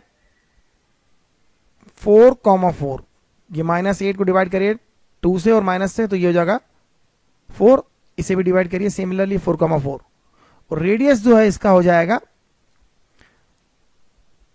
√4² + 4, तो 16 + 16 32 + 4 36, रेडियस हो जाएगा 6। तो 4,4 सपोज हम कहीं यहां लेते हैं और 6 रेडियस का सर्कल बनाते हैं, तो ऑब्वियसली वो सर्कल यहां से पास होगा कुछ इस तरह से। अब हमें ऐसा सर्कल देखना है जो इसे एक्सटर्नली टच करे सर्कल को और एक्स एक्सिस को भी टच करे। तो वो सर्कल कुछ यहां हो सकता है जो एक्स एक्सिस को टच कर रहा है, इसे भी टच कर रहा है। वो सर्कल कुछ ऐसा हो सकता है, मतलब उस सर्कल का जो सेंटर है वो हमें देखना है कहां लाई करेगा। हो सकता है वो सर्कल कहीं यहां पर हो, तो यहां पर अगर हम होता है सर्कल तो उसके सेंटर लेते हैं h, k। h जो है वो x कोऑर्डिनेट है और y कोऑर्डिनेट k है। तो देखिए अगर इसकी रेडियस आर है, इसकी रेडियस आर है, तो वो आर कैसे फाइंड कर सकते हैं हम? ये जो आर है वो कितनी होगी? वह आर बेसिकली इस हाइट के इक्वल होगी, मतलब वो के इक्वल होगी। लेकिन अगर हम इस टच करने वाली कंडीशन को देखें तो आर क्या होगी? इस सेंटर से इस सेंटर तक की डिस्टेंस, मतलब centre to centre distance C1 C2 जो है उसे सेंटर टू सेंटर डिस्टेंस कहा जाता है। C1 C2 फाइंड करना है हमें। तो यह C1 C2 हो गया। C1 C2 क्या है? सेंटर है 4,4 और इसका सेंटर है H, K। तो ये H minus 4 whole square K minus 4 whole square, यह सेंटर टू सेंटर डिस्टेंस हो गया। तो centre to centre distance minus this radius, इसे मैं कहूंगा R1 और यह है 6 यूनिट, जो कि हम पहले निकाल चुके हैं। R कहा था मैंने इससे पहले, इसे मैं R कह रहा हूं, अब इसे R2 कह दीजिए। चलो ये R2। तो R2 क्या हुआ? इस सेंटर से इस सेंटर के बीच की डिस्टेंस माइनस इस सर्कल की डिस्टेंस, रेडियस। तो centre to centre distance minus radius of the first circle, that is 6। तो centre to centre distance minus 6। तो यह हो जाएगा इस छोटे सर्कल की रेडियस, जो इस सर्कल को एक्सटर्नली टच कर रहा है और एक्स एक्सिस को भी टच कर रहा है। एक्स एक्सिस को टच कर रहा है तो इसका सेंटर जो होगा वो एक्स एक्सिस से के हाइट पर होगा, के पर होगा। कुछ नहीं करना है, एच और के की वैल्यू हम जानते हैं कि लोकस मिल गया हमें, और एच और के को एक्स और वाई से सब्स्टिट्यूट कर देते हैं और इसे स्क्वायर करके लिखते हैं। तो के स्क्वायर ये हो जाएगा वाई स्क्वायर, एच स्क्वायर ये हो जाएगा x square, 16 minus 8x plus y square minus 8y plus 16 and so on. तो ये 6 को हमें इधर ले जाना था स्क्वायर करने के बाद में, नहीं तो बहुत लंबा काम होगा। गलती करी हमने थोड़ी सी, कोई बात नहीं। k प्लस 6 होल स्क्वायर जो है वह h minus 4 whole square plus k minus 4 whole square इस तरह से होगा। साफ दिखाई दे रहा है कि के स्क्वायर की टर्म यहां होगी, के स्क्वायर की टर्म यहां होगी, के स्क्वायर की टर्म कैंसिल हो जाएगी, केवल एच स्क्वायर की टर्म होगी, जिसे अल्टीमेटली हम एक्स में होगा। तो जो भी टर्म होगी उसमें एक्स स्क्वायर की टर्म होगी, नो वाई स्क्वायर टर्म। और वाई स्क्वायर की टर्म नहीं है तो वो पैराबोला है, क्योंकि अगर सर्कल होता तो एक्स स्क्वायर वाई स्क्वायर दोनों टर्म होती, एलिप्स होता तो एक्स स्क्वायर वाई स्क्वायर दोनों टर्म होती, हाइपरबोला होता तो एक्स स्क्वायर वाई स्क्वायर दोनों टर्म हो रही। क्योंकि यह एक पैराबोला है जिसका एक्सिस कोऑर्डिनेट एक्सिस के अलोंग है, तो वह एक्स एक वेरिएबल का स्क्वायर होगा, दूसरे वेरिएबल की स्क्वायर टर्म नहीं होगी। मतलब एक वेरिएबल 2 डिग्री टर्म में होगा और एक वेरिएबल सिंगल डिग्री टर्म में होगा।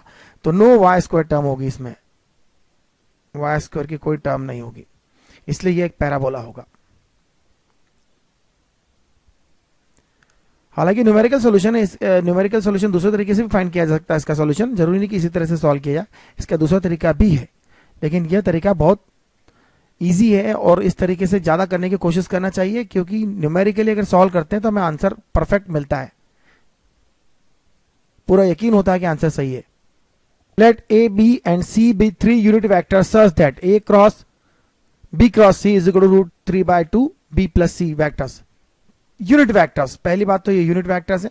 B is not parallel to C, B is not parallel to C, then angle between A and B is, देखिए A cross B cross C को expand करना ही होता है, यही हमारा पहला रूल होता है। तो A dot C B vector होगा यह, minus A dot B into C vector होगा, यह होगा √3/2B प्लस √3/2 C वेक्टर्स। अब हमें क्या करना है, बी वेक्टर को एक साइड लाना है और सी वेक्टर को एक साइड लाना है, क्योंकि B is not parallel to C, B is not parallel to C लिखा हुआ है। तो देखिए ए डॉट सी, यहां से बी कॉमन ले लेता हूं मैं, बी वेक्टर कॉमन ले लेता हूं। तो ए डॉट बी वेक्टर मैंने कॉमन लिया यहां से, तो ए डॉट सी, फिर से लिखता हूं इसे, बी वेक्टर कॉमन लिया तो A dot C vector minus √3/2 होगा, और यहां लिखता हूं मैं C vector taken common, √3/2 minus become plus हो जाएगा, यह इधर आके ए डॉट बी हो जाएगा। अब साफ देख रहे हैं कि यह एक दूसरे के पैरेलल होना चाहिए तभी पॉसिबल है, इसका मतलब यह दोनों टर्म जो है वो जीरो है। बी और सी एक दूसरे के पैरेलल नहीं है, इसका मतलब साफ है कि अगर इन दोनों में से कोई भी टर्म जीरो नहीं हुई है, दोनों टर्म को जीरो होना जरूरी है, यह टर्म जीरो होना जरूरी है, नहीं तो बी पैरेलल टू सी वाली कंडीशन आ जाएगी। कोई भी वेक्टर दूसरे वेक्टर के कांस्टेंट मल्टीप्लिकेशन से एक्सप्रेस नहीं किया जा सकता जब तक कि वो पैरेलल ना हो। तो यह और यह कांस्टेंट है, b is a constant times c अगर है, इसका मतलब ये दोनों पैरेलल है। लेकिन अगर ये जीरो है, यह जीरो है, तो फिर इस इक्वेशन में कोई दम नहीं बचा, इसे जीरो होना चाहिए। तो साफ दिख रहा है a dot b should be equal to -√3/2। It should be equal to 1 into cos of angle between a and b. तो cos थीटा की वैल्यू -√3/2 मिल गई है। तो थीटा की वैल्यू जो होगी cos थीटा √3/2 कब होता है? जब थीटा 150 हो। तो 150 मतलब 5π/6। This is the answer. 5π/6 is the answer.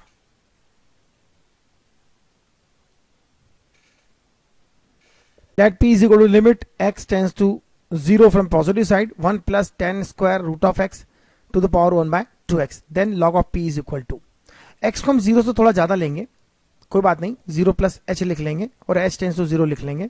लेकिन लॉग ऑफ p निकालने का मतलब है आपको लॉग ऑफ p निकालना है। तो limit x tends to 0 from positive side 1 प्लस 1/2x log of 1 plus tan square root x। 1 plus tan square theta होता है sec स्क्वायर थीटा। तो limit x tends to 0 plus 1/2x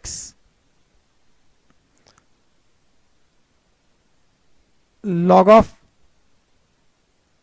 1 plus tan square root x. एक बात हमें कर सकते हैं, log x log of 1 plus x का एक्सपांशन लिख लेते हैं। यहां पर log ऑफ 1 प्लस एक्स का एक्सपांशन लिख लेते हैं। तो वो कितना होगा? x minus x square by 2 and so on. तो हायर टर्म्स जो है वो हम निग्लेक्ट कर देंगे, हायर टर्म्स जो है निग्लेक्ट कर देंगे। तो इससे फिर से लिखा जाता है, फिर से लिखते हैं log of p is equal to limit x tends to 0 from positive side 1/2x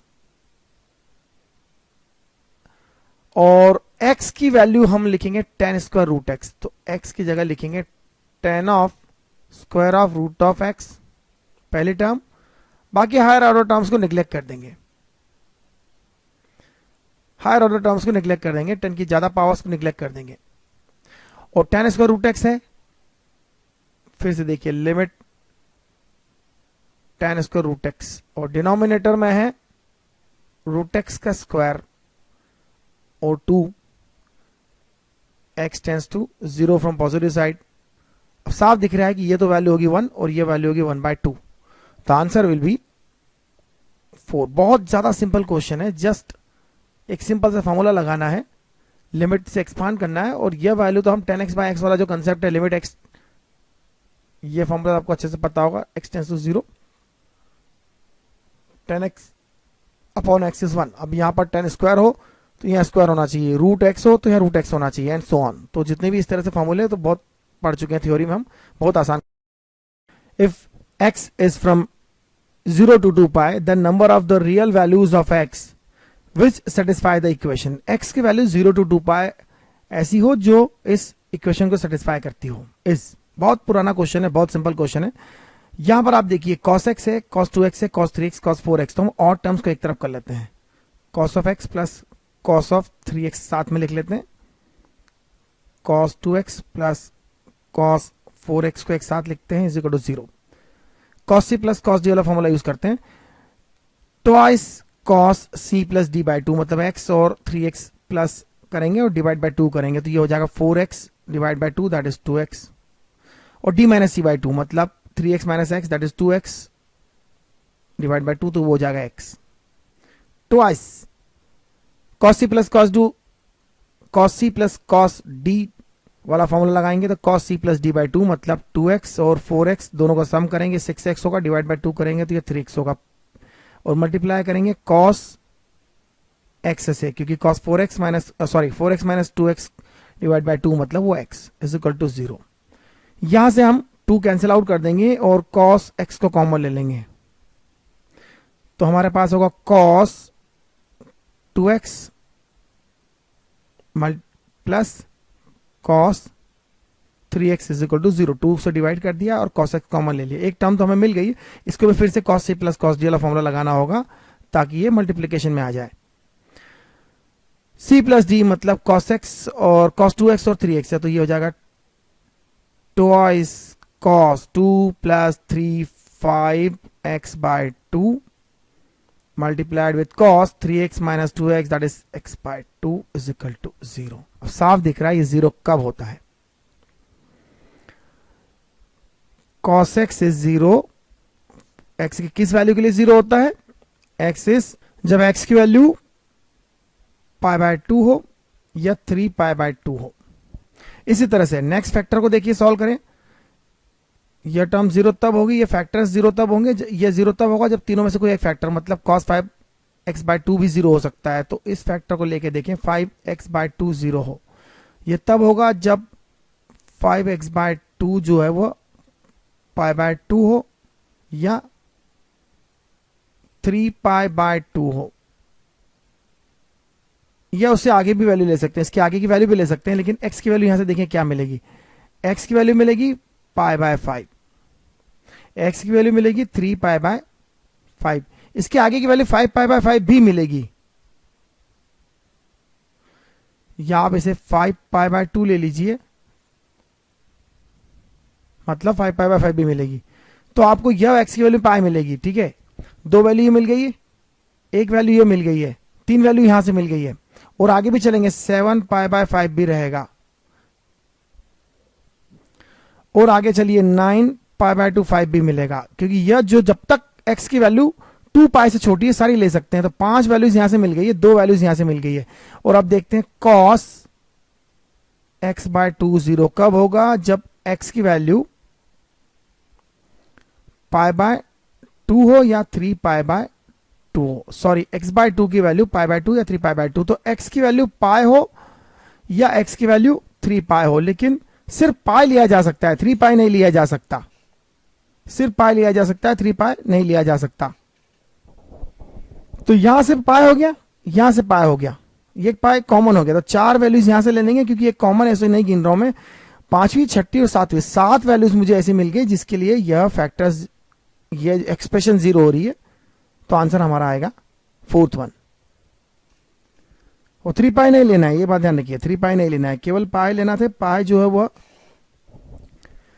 तो यहां से 3 पाई जो है 2 पाई से बड़ा इसे नहीं ले सकते, इसे डिस्कार्ड करेंगे हम।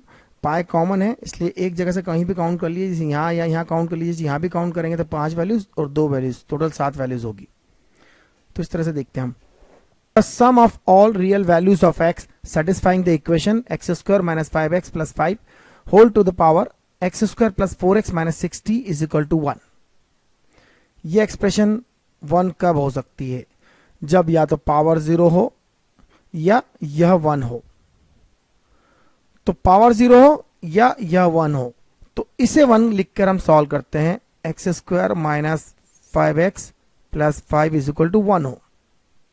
अगर यह 1 है या -1 है, लेकिन यह -1 हो तो पावर है जो है वो इवन होना चाहिए, ऑड नहीं होना चाहिए। तो इस बात को हम बाद में देखेंगे कि पावर इवन है या ऑड है, लेकिन इसे -1 लेकर भी सॉल्व करना चाहिए। तो अगर ये 1 है तो हमें x की वैल्यूज क्या क्या मिलेगी, x square minus 5x plus 4 is equal to 0। यहां से x की जो वैल्यूज मिलेगी वह मिलेगी 4 और 1, 4,1 देख सकते हैं आप। -5x को लिख सकते हैं -4 माइनस एक्स, और यहां 4 है ही, इसे लिखेंगे x square minus 5x plus 6 is equal to 0। इसे -3x माइनस 2x लिखेंगे तो x की वैल्यू मिलेगी 2 और 3। इसे 0 लिख के देखते हैं सबसे पहले, तो x square plus 4x minus 6t, इसे 0 लिख के देते हैं। अगर पावर 0 है तो भी जो है वह वो एक्सप्रेशन जो है वो 1 हो जाएगी। अगर पावर 0 है तो यहां कुछ भी हो, इसकी पावर 0 मतलब 1। तो इसे सिंप्लीफाई करते हैं अगर हम, तो ये हो जाएगा एक्स स्क्वायर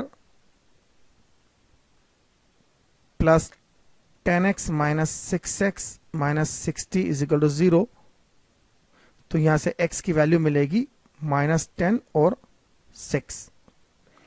अब एक बात ध्यान रखना है, जब x 4 या 1 है तो इसकी वैल्यू 1 है, इस एक्सप्रेशन की वैल्यू 1 है, मतलब इस एक्सप्रेशन की वैल्यू है, तो पावर कुछ भी हो, ये वैल्यू दोनों एक्सेप्टेबल वैल्यूज है।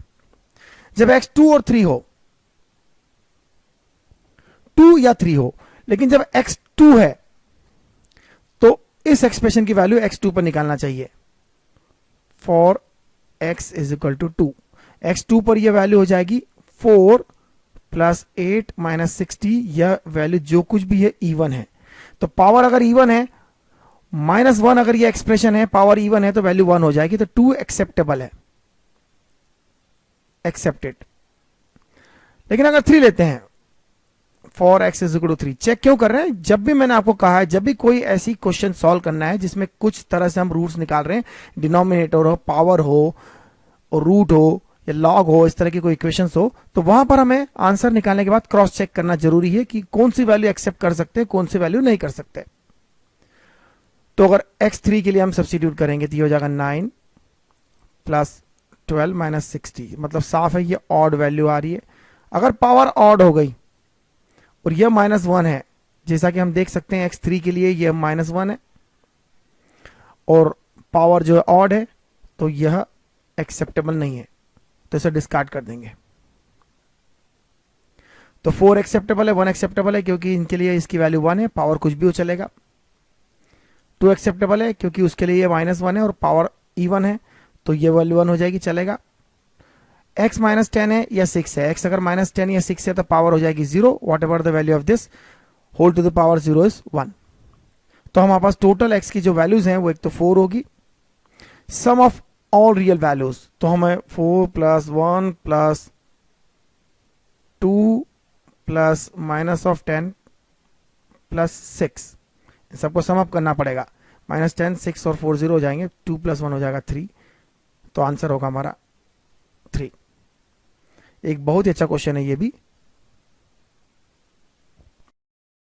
Late P be the point on the parabola y square is equal to 8x which is at minimum distance from center C of the circle। इस सर्कल का सेंटर C जो है वह है 0, -6 और इसके सेंटर से मिनिमम डिस्टेंस पर एक पॉइंट है पैराबोला पर जो कहा गया है P। P जो है पैराबोला पर है और C सर्कल का सेंटर है, इस सर्कल का सेंटर है। इस सेंटर C से पैराबोला पर एक परपेंडिकुलर ड्रॉप करना होगा जो पैराबोला पर परपेंडिकुलर हो। ऑब्वियसली वो कॉमन परपेंडिकुलर होगा क्योंकि सर्कल से सेंटर से निकलने वाली लाइन, कोई भी लाइन जो है वो सर्कल पर नॉर्मल होगी, तो पैराबोला पर नॉर्मल फाइंड करना होगा। Then the equation of the circle passing through C and having it centre at P, ऐसा सर्कल फाइंड करना है जिसका सेंटर P है। तो हमें P फाइंड करना है अल्टीमेटली। P जो है वो पैराबोला पर एक पॉइंट है, तो पैराबोला पर कोई भी पॉइंट है उसे हम पैरामेट्रिक इक्वेशन में इस तरह से लिख सकते हैं, AT² ट्वाइस AT। इस पैराबोला के लिए A की वैल्यू जो है वो 2 है क्योंकि ये 8x है, तो 4ax अगर स्टैंडर्ड पैराबोला है हमारा, तो A का वैल्यू जो है वो 2 हो जाएगा y square is equal to 8x वाले पैराबोला के लिए। तो पैराबोला पर कोई भी नॉर्मल की इक्वेशन होती है y is equal to y plus t x is equal to twice AT plus AT cube. तो tx is equal to a का वैल्यू जो है यहां पर 2 है, तो ये हो जाएगा 4t प्लस AT क्यूब मतलब 2t cube. Since it passes through C, अगर यह पैराबोला पर नॉर्मल है और सर्कल के सेंटर से भी पास हो रहा है, क्योंकि सेंटर C से पास होने वाला जो लाइन है वह वहां से मिनिमम डिस्टेंस निकालना है पैराबोला पर, तो वो ऑब्वियसली एक नॉर्मल डिस्टेंस होगी। तो वह ग्राफ आप कैसे भी बना सकते हैं। इस तरह से कहीं पर सर्कल है, उसके सेंटर से पैराबोला पर नॉर्मल डालना है। तो यह अगर नॉर्मल पॉइंट P है, यहाँ पर हमने एक पैराबोला फाइंड किया है जिसका पैरामेट्रिक पॉइंट जो है T पैरामीटर में जो पॉइंट T लिया है और T पॉइंट पर नॉर्मल है, वही इक्वेशन है, ये फॉर्मूला है हमारा, थ्योरी में लिखते हैं हम ये फॉर्मूला। तो इस T पर जो कोई भी नॉर्मल की इक्वेशन यह है, लेकिन अगर ये सेंटर सर्कल के सेंटर C से पास हो रहा है तो यह C 0,6 इसको 0,-6 सेटिस्फाई करेगा। तो सब्स्टिट्यूट करते हैं, y का वैल्यू -6 है, x का वैल्यू 0 है, 4t plus 2t cube. Simplify करें तो ये होगा t cube plus 2t plus 3 is equal to 0।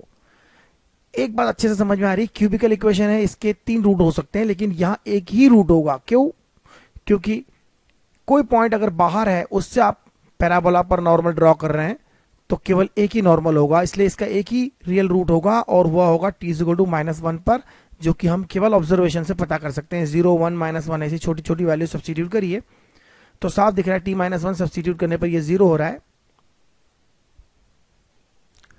तो हमें नॉर्मल का इक्वेशन मिल गया, हमें नॉर्मल का इक्वेशन मिल गया है, और वो नॉर्मल का इक्वेशन t इक्वल टू -1 मिल गया इनफैक्ट। तो यह पॉइंट जो हमें पैराबोला पर पॉइंट P का पैरामीटर मिल गया जो कि -1 है, तो सीधे सीधे t-1 और a की वैल्यू 2 सब्स्टिट्यूट कर दीजिए, तो ये होगा 2, -4। ये पॉइंट P होगा, a का वैल्यू 2, t का वैल्यू -1, तो ये हो जाएगा 2 ट्वाइस a दैट इज 4 और t की वैल्यू -1, तो ये हो जाएगा -4। तो यह पॉइंट हो गया हमारा P। अब P अगर सेंटर है जिस सर्कल का, तो ऑब्वियसली हमारा आंसर केवल और केवल 2 हो सकता है, क्योंकि इसका सेंटर है 2, -4। बाकी किसी भी सर्कल का सेंटर 2, -4 नहीं है। आप अगर सर्कल की इक्वेशन फाइंड करना चाहते हैं तो आपको फिर P से C तक की डिस्टेंस फाइंड करना होगी, और वह एक सर्कल की रेडियस होगी और P सेंटर होगा। तो इतनी माथापच्ची करने की जरूरत क्या है, केवल सेंटर चेक कर लीजिए, हमारा आंसर मिल गया। क्योंकि एग्जाम में हमें सर्कल की इक्वेशन पूरी नहीं पूछी है, पूरी पूछी भी है, लेकिन बनाने की जरूरत नहीं है क्योंकि सेंटर से पता चल गया। तो P पॉइंट जिसका सेंटर है वह केवल एक ही सर्कल है, 2, इसका सेंटर साफ दिखाई दे रहा है। तो आगे देखते हैं हम। 2 sides of a rhombus are along the lines x minus y plus 1 is equal to 0 and 7x minus y minus 5 is equal to 0। कोई rhombus है, उसकी 2 साइड सपोज हमारी एक ये और एक ये है, उनकी इक्वेशन हमारे पास है। If its diagonal intersect at -1, -2, diagonals जो है वह -1, -2 पर इंटरसेक्ट करते हैं। ये डायगोनल्स इंटरसेक्ट होंगे इसके इस पॉइंट पर -1, -2। Then which of the following is the vertex of the rhombus. इन दोनों लाइन की इक्वेशन हमारे पास है, एक है x minus y plus 1 is equal to 0 और दूसरी है 7x minus Y minus 5 is equal to 0। तो यह जो पॉइंट होगा वह पॉइंट पता किया जा सकता है और वह इनका इंटरसेक्शन, पॉइंट ऑफ इंटरसेक्शन होगा। वैसे हम जो फाइंड करना है वो हमें फाइंड करना है, तो सबसे पहले इन दो लाइंस का एंगल बाइसेक्टर फाइंड करते हैं, क्योंकि एंगल बाइसेक्टर्स जो है वो डायगोनल्स के अलॉन्ग होंगे, के पैरेलल होंगे। देखिए इस तरह से, तो इसके एंगल बाइसेक्टर्स फाइंड करने से क्या मिलेगा कि जो एंगल बाइसेक्टर्स होंगे वो डायगोनल्स के पैरेलल होंगे, मतलब उनका स्लोप सेम होगा। तो इनके एंगल बाइसेक्टर फाइंड करते हैं, x minus Y minus plus 1 divided by x के और y के कोफिशिएंट्स के स्क्वायर्स का sum that is √2 is equal to, plus minus लेना है तो मैं पहले प्लस ले लेता हूं और बाद में माइनस ले लेता हूं। 7x माइनस वाई माइनस 5 और डिनोमिनेटर में होगा 7 स्क्वायर और 1 स्क्वायर दैट इज 50 का स्क्वायर, और सॉरी 50, 49 प्लस 1 50 और ये होगा 5√2। एक बार प्लस लिया एक बार माइनस लेना होगा, तो यह होगा इस तरह से 7x minus Y minus 5 upon 5√2 but of minus √2 obviously cancel हो जाएंगे यहां से, और इसे सब सिंप्लीफाई करते हैं तो इक्वेशन मिलेगी 5x minus 5y plus 5 is equal to 7x minus Y minus 5। Simplify करें तो ये होगा twice x plus 4y minus 10 is equal to 0 means x plus 2y minus 5 is equal to 0। इसे सिंप्लीफाई करेंगे हम, ये होगा 5x minus 5y plus 5 is equal to -7x plus y plus 5, ये होगा 12x minus 6y is equal to 0, तो ये होगा twice x plus is equal to y, या y is equal to twice x लिख लीजिए। तो दो लाइन हो गई, इसका स्लोप पता करते हैं। स्लोप इसका जो है स्लोप होगा y is equal to mx के फॉर्म में लिखे तो इसका स्लोप जो है -1/2 है, और इसका जो स्लोप है 2 है। तो जो डायगोनल्स होंगे वो -1 और -2 से पास हो रहे हैं। डायगोनल्स जो है वो -1 और -2 से पास हो रहे हैं। तो ऐसी लाइनें पता करनी है जो -1/2 और 2 स्लोप की हो और यहां से पास हो रही है। तो लाइन हो जाएगी y is equal to -x/2 plus c1, और दूसरी लाइन होगी y is equal to plus 2x plus c2। ये डायगोनल्स होंगे और यह -1 -2 से पास होने के कारण उससे सेटिस्फाई करेंगे। तो -1 -2 सब्स्टिट्यूट कर दीजिए, x की वैल्यू -1 सब्स्टिट्यूट करेंगे तो ये हो जाएगा 1/2, y का वैल्यू -2 सब्स्टिट्यूट करेंगे और प्लस c1, तो c1 की वैल्यू यहां से मिलेगी -5/2, c1 की वैल्यू मिलेगी -5/2। c2 के लिए वैल्यू फाइंड करते हैं, ये -2 होगा और ये -2 होगा, तो ये हो जाएगा c2 की वैल्यू हो जाएगी 0, c2 की वैल्यू हो जाएगी 0।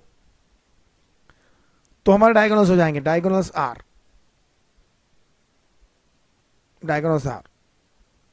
एक डायगोनल हो जाएगा y is equal to twice x, और एक डायगोनल हो जाएगा y is equal to -x/2 minus 5/2। अब वैल्यू सब्स्टिट्यूट करके देखिए कौन कौन सी वैल्यू सेटिस्फाई कर रही है। साफ दिखाई दे रहा है y is equal to 2x पर कोई भी लाइन नहीं है, क्योंकि ये डायगोनल है और डायगोनल किसी न किसी वर्टेक्स से पास हो रहे हैं। तो इन 4 पॉइंट में से कोई एक वर्टेक्स है, तो डेफिनेटली वो 4 पॉइंट जो है इन्हें सेटिस्फाई करेगा। तो y is equal to 2x ऐसा डायगोनल है जिस पर कोई भी पॉइंट नहीं है, क्योंकि आप देखिए कोई भी पॉइंट में y जो है x का डबल नहीं दिख रहा है, तो बहुत आसानी से देखा जा रहा है। और y is equal to -x/2 -5/2 में अगर यह पॉइंट सब्स्टिट्यूट करेंगे तो वो सेटिस्फाई कर रहा है। आप करके देखिए और यही हमारा आंसर होगा। If a curve y is equal to fx passes through the point 1, -1 and satisfies the differential equation y into 1 plus xy dx is equal to x dy, then f of -1/2 is equal to, देखिए यहां पर एक बात बिल्कुल साफ है, ये differential equation हमें लिखना होगी फिर से। dy by dx जो है वह होगा y by x plus y square. यह कन्वर्टेबल टू लीनियर है, हालांकि कुछ टीचर्स दूसरे तरह से सॉल्व कर सकते हैं इसे, मैं भी सॉल्व कर सकता हूं, लेकिन नहीं करूंगा दूसरे तरीके से, क्योंकि वह तरीका जो है वह सीनियर क्लासेस में देखने को मिलता है। यहां तो हमने जो तरीके सीखे हैं केवल उसी से सॉल्व करना है। अगर कोई दूसरे तरीके पे जाएंगे तो ऐसे बहुत सारे रास्ते हो सकते हैं, हो सकता है उस रास्ते पे जाएं और आपका ज्यादा टाइम लगेगा। मेरा अनुभव है, क्योंकि मैंने कई मोटी मोटी किताबें सॉल्व करी है सिविल सर्विसेज के लिए डिफरेंशियल इक्वेशन की। तो इसलिए इसे तरीके से ही सॉल्व किया जाए, वाई स्क्वायर से डिवाइड करके हम इसे कन्वर्ट टू लीनियर करेंगे, और ये होगा dy by dx 1/y square is equal to 1/xy plus 1। 1/y को लिखते हैं हम t, 1/y को लिखते हैं t, तो माइनस यहां से मिलेगा -1/y square dy by dx is equal to dt by dx। तो लिखते हैं यह हो जाएगा dt बाय dx, लेकिन माइनस का यह राइट से लेफ्ट में आएगा और यह हो जाएगा 1/x और यहां होगा t, और ये राइट में रहेगा +1। फिर से इसे लिखेंगे क्योंकि हम इसे लिखना चाहते हैं लीनियर फॉर्म में, dy by dx plus px is equal to qx वाले फॉर्म में। यह लीनियर डिफरेंशियल इक्वेशन का फॉर्मेट है, जिसके अंदर इंटीग्रेटिंग फैक्टर होगा integration of e to the power integration of px dx and so on. तो यह हो जाएगा dt by dx plus t by x is equal to -1, right. और इंटीग्रेटिंग फैक्टर की वैल्यू क्या होगी? इंटीग्रेटिंग फैक्टर होगा e to the power integration of this function p x, तो पी एक्स है यहाँ पर 1/x, तो 1/x का इंटीग्रल होगा e टू द पावर में, और ये हो जाएगा log ऑफ x, और e to the power log x होगा सिर्फ x, तो ये हो जाएगा आई एफ की वैल्यू जो होगी, इंटीग्रेटिंग फैक्टर की वैल्यू होगी x। तो इसका सोल्यूशन लिखते हैं, इसका सॉल्यूशन होगा वाई आई एफ मतलब यहाँ y नहीं है t है, और t आई एफ है वो x है, integration of I F into Q x जो कि -1 है, ये क्यू एक्स है जो कि -1 है, D X plus constant T x is equal to -x² plus C. यह 1 से पास हो रहा है, अगर 1 से पास हो रहा है तो 1 इसमें सब्स्टिट्यूट करेंगे, लेकिन t की वैल्यू पहले लिख लेते हैं, तो ये हो जाएगा x/y is equal to -x² plus c. t की वैल्यू सब्स्टिट्यूट निकालने के लिए, x c की वैल्यू निकालने के लिए x और y -1 और -1 सब्स्टिट्यूट करना होंगे, तो ये 1 और -1 ये हो जाएगा -1, x की वैल्यू 1 है तो ये -1/2 प्लस सी, तो c की वैल्यू जो मिलेगी वो हो जाएगी -1/2। c की वैल्यू -1/2 सब्स्टिट्यूट करेंगे और इसे फिर से लिखेंगे, तो x/y plus x² plus 1/2 is equal to 0। 2 से मल्टीप्लाई करेंगे तो ये होगा twice x/y plus x² plus 1 is equal to 0। यहां पर y की वैल्यू निकाल सकते हैं, y की वैल्यू हो जाएगी -2x/1 प्लस x², ये y की वैल्यू हो गई, और फंक्शन की वैल्यू फाइंड करना है -1/2 पर, मतलब हमें y की वैल्यू फाइंड करना है -1/2 पर, तो इससे लिखूंगा y -1/2 पर इसकी वैल्यू क्या होगा, सब्स्टिट्यूट कर दीजिए, ये तो हो जाएगा 1 और ये हो जाएगा 1 प्लस 1/4, तो ये हो जाएगा 5/4, सॉरी 4/5, दिस इज 4/5, तो ये हमारा आंसर है। If the number of terms in the expansion of 1 minus 2/x plus 4/x² whole to the power n where x is not equal to 0 is 28, number of terms जो है वो 28 है इस expansion में, then the sum of the coefficients of all the terms in the expansion is, देखिए यह binomial theorem तो बिल्कुल नहीं है, क्योंकि इनके फैक्टराइज इसको हम 2 के फैक्टर में कन्वर्ट नहीं कर सकते, लेकिन जनरली अगर हम coefficients of all the terms निकालते हैं तो इसके लिए हमें क्या करना होता है, put x equal to 1, x equal to 1 अगर आप पुट कर देते हैं तो जो भी एक्सपांशन होता है उसमें x की वैल्यू 1 होने के बाद में सिर्फ और सिर्फ कोफिशिएंट्स बचते हैं, और कोफिशिएंट्स का जो समेशन है वो हमें मिल जाता है। इसका मतलब साफ है, इसमें हम x इक्वल टू 1 सब्स्टिट्यूट कर देंगे तो सम ऑफ द कोफिशिएंट्स मिल जाएगा। लेकिन अगर आप देखें is equal to 1 minus 2/1 plus 4/1 square to the power n, तो ये हो जाएगा 4 plus 1 5 minus 2 3 to the power n। लेकिन n की वैल्यू क्या है, अगर n की वैल्यू हम फाइंड करना चाहते हैं तो नंबर ऑफ टर्म्स का फॉर्मूला यूज करना पड़ेगा। नंबर ऑफ टर्म्स का फॉर्मूला होता है n+2c2 इज इक्वल टू 28। लेकिन एक बात ध्यान रखिए, नंबर ऑफ टर्म्स का एक दूसरा फॉर्मूला भी होता है, नंबर ऑफ टर्म्स जो होती है ट्वाइस n+1 होती है, लेकिन ये एक ऑड नंबर है, लेकिन हमारे पास नंबर ऑफ टर्म्स 28 है। इसका मतलब साफ है, पहला एक्सपांशन हुआ और उसमें टर्म्स को क्लब कर दिया गया है, मतलब सिमिलर x की पावर वाले टर्म्स को जोड़ दिया गया है, ऐड कर दिया गया है, तो इस तरह से नंबर ऑफ टर्म्स जो है कम हो जाएगी। तो मैक्सिमम नंबर ऑफ टर्म्स जो है वह 2n+1 होगी, लेकिन उससे क्लब करने के बाद हम देखें तो n+2c2 इज इक्वल टू 28 यह नंबर ऑफ टर्म्स होगी। इसे सिंप्लीफाई करें तो n का वैल्यू जो यहां मिलेगा 6, तो number of terms some of coefficients जो होगा 3 टू द पावर 6 होगा, और यह होगा 729।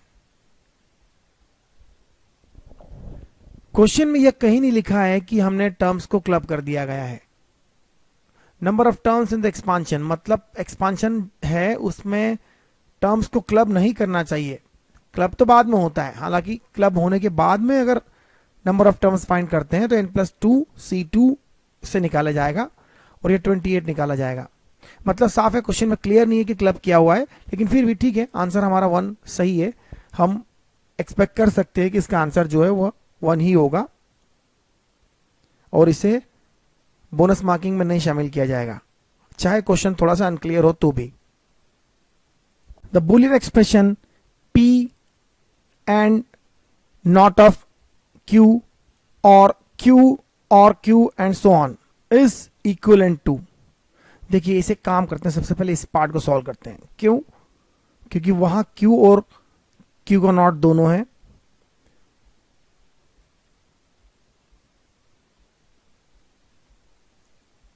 इसे सिंप्लीफाई करें तो इस Q के साथ इस P का हो जाएगा और नॉट हो जाएगा नॉट ऑफ Q एंड हो जाएगा नॉट ऑफ Q और ऑफ Q का।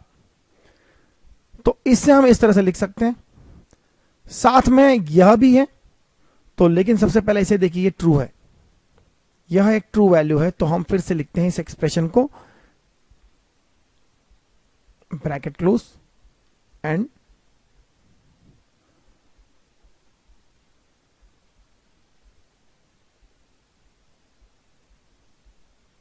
सो ऑन। तो मैंने पहले इसे जो है इस तरह से लिखा है और वो इसके साथ में है, तब ये पूरी एक्सप्रेशन कुछ इस तरह से हो गई है। Q और Q का नॉट का और ये ऑलवेज ट्रू होता है, इज ट्रू, और सॉरी ये P है तो PVQ हो जाएगा, ये सॉरी P और Q हो जाएगा और ये हो जाएगा ट्रू। ट्रू के साथ में और लेना है हमें Q and sorry not of P और Q का, तो इसके साथ में अगर इसका और है तो यह भी ट्रू हो जाएगा, क्योंकि ट्रू के साथ में और कुछ भी हो वो ट्रू ही होगा। तो यह एक्सप्रेशन हो जाएगी P और Q, आंसर हो जाएगा 4th। ट्रू के साथ में और लिया जाए अगर किसी का भी, तो क्योंकि और तो ये ऑलवेज ट्रू है, ये हो ना हो ये ऑलवेज ट्रू है, इसलिए ये एक्सप्रेशन हमेशा ट्रू होगी, क्योंकि और लिया जा रहा है यहां पर। मतलब साफ है, या तो ये सत्य हो या यह सत्य हो, क्योंकि ये सत्य है इसलिए हमेशा सत्य होगा और यह सत्य मतलब ट्रू। लेकिन एंड प्रोडक्ट, एंड जब भी लिया जाता है, अगर आप इसे देखें तो इसका एंड ट्रू के साथ में है, तो यह सत्य है और इसकी वैल्यू सिर्फ इसी पर डिपेंड करती है, क्योंकि सत्य मतलब 1, एक प्रकार से 1 समझ लीजिए, इंटू 1, तो इंटू 1 है यह। अगर ये फॉल्स होता तो ये कुछ भी हो ये हमेशा फॉल्स ही होता। तो ये हमारे रूल बहुत सिंपल है, इन्हें समझने की कोशिश करना, थ्योरी में आप इसे समझिए, क्वेश्चन बहुत आसान है। The area in square units of the region where x, y square is greater or equal to 2x, x square was y square is less or equal to 4x, where x is greater than or equal to 0 and y is greater than or equal to 0। सीधी बात है, ये first quadrant की मामला है जहां पर y square is greater और equal to 2x है, तो यह एक पैराबोला है और यह एक सर्कल का इक्वेशन है, सर्कल के अंदर का एरिया है। y स्क्वायर इज ग्रेटर और इक्वल टू 2x का मतलब है इस पैराबोला से बाहर का, और यह एक सर्कल है और वो सर्कल कुछ ऐसा होगा जो पैराबोला को बाहर से इस तरह से कवर कर रहा होगा,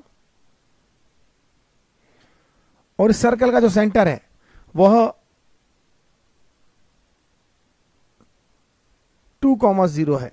आप देख सकते हैं इस सर्कल को अगर लिखें, और यह एरिया बताता है कि यह वैल्यू जो है -4, कुछ इस तरह से इसे लिखा जाए, x square plus y square minus 4x less और इक्वल टू 0, मतलब यह सर्कल के अंदर का एरिया है। तो सर्कल के अंदर का एरिया और पैराबोला के बाहर का एरिया फर्स्ट क्वाड्रेंट में वही होगा जो हमने मार्क किया है। तो अब इस बात का ध्यान रखना है हमें कि हमें इंटीग्रेशन करना होगा, और कहां से कहां तक करना होगा। एक बात ध्यान रखिए कि ये जो पॉइंट है यह 2,2 है, क्योंकि 2,2 इसे भी सेटिस्फाई कर रहा है, 2,2 इसे भी सेटिस्फाई कर रहा है। या तो आप सॉल्व करें तो आपको पता चलेगा। सॉल्व करने के लिए आप y स्क्वायर को यहां 2x सब्स्टिट्यूट कर देंगे तो एक्स स्क्वायर की वैल्यू हो जाएगी x square minus 2x equal to सब पुट करके सब सॉल्व किया जाता है। तो x की वैल्यू 2 होगी या 0 होगी, तो 0 तो यहां होगी और 2 यहां होगी, और ये y एक्सिस है और यह x एक्सिस है। तो साफ समझ में आ रहा है हमें इंटीग्रल करना है 0 से लेकर 2 तक।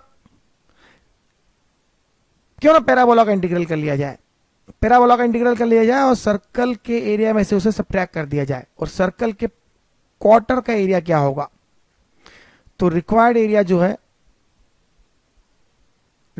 एरिया जो होगा वह पाई आर स्क्वायर, रेडियस कितना है सर्कल का 2 है, पाई 2 square by 4 minus integral of parabola का √2 √x dx 0 से लेकर 2 तक। यह एरिया जो मैं हॉरिजॉन्टली मार्क कर रहा हूं, इस एरिया की जो वैल्यू होगी वह √2 √x dx 0 to 2 होगी, क्योंकि ये पैराबोला के अंडर एरिया है। एरिया अंडर कर्व वाला कंसेप्ट हम यूज करते हैं यहां पर। तो एरिया अंडर कर्व, ये एरिया तब निकलेगा जब हम इस पैराबोला को 0 से 2 तक इंटीग्रेट करें, और 0 से 2 तक इंटीग्रेट करने पर ये एरिया मिलेगा। इस एरिया को हमने क्वार्टर सर्कल के एरिया में सब्ट्रैक्ट कर दिया तो हमें रिक्वायर्ड एरिया मिलेगा, जो कि यह है फर्स्ट क्वाड्रेंट का एरिया, जो सर्कल से अंदर और पैराबोला के बाहर है और फर्स्ट क्वाड्रेंट में है। ये एरिया भी ऐसा होगा, लेकिन ये एरिया नहीं निकालना है क्योंकि फोर्थ क्वाड्रेंट में x और y की वैल्यू भी ग्रेटर देन 0 होना चाहिए। तो इसे सिंप्लीफाई कर लें आप चाहे तो, यह पाई माइनस √2 और ये होगा 2/3 x to the power 3/2 0 to 2। Simplify करेंगे तो ये होगा पाई माइनस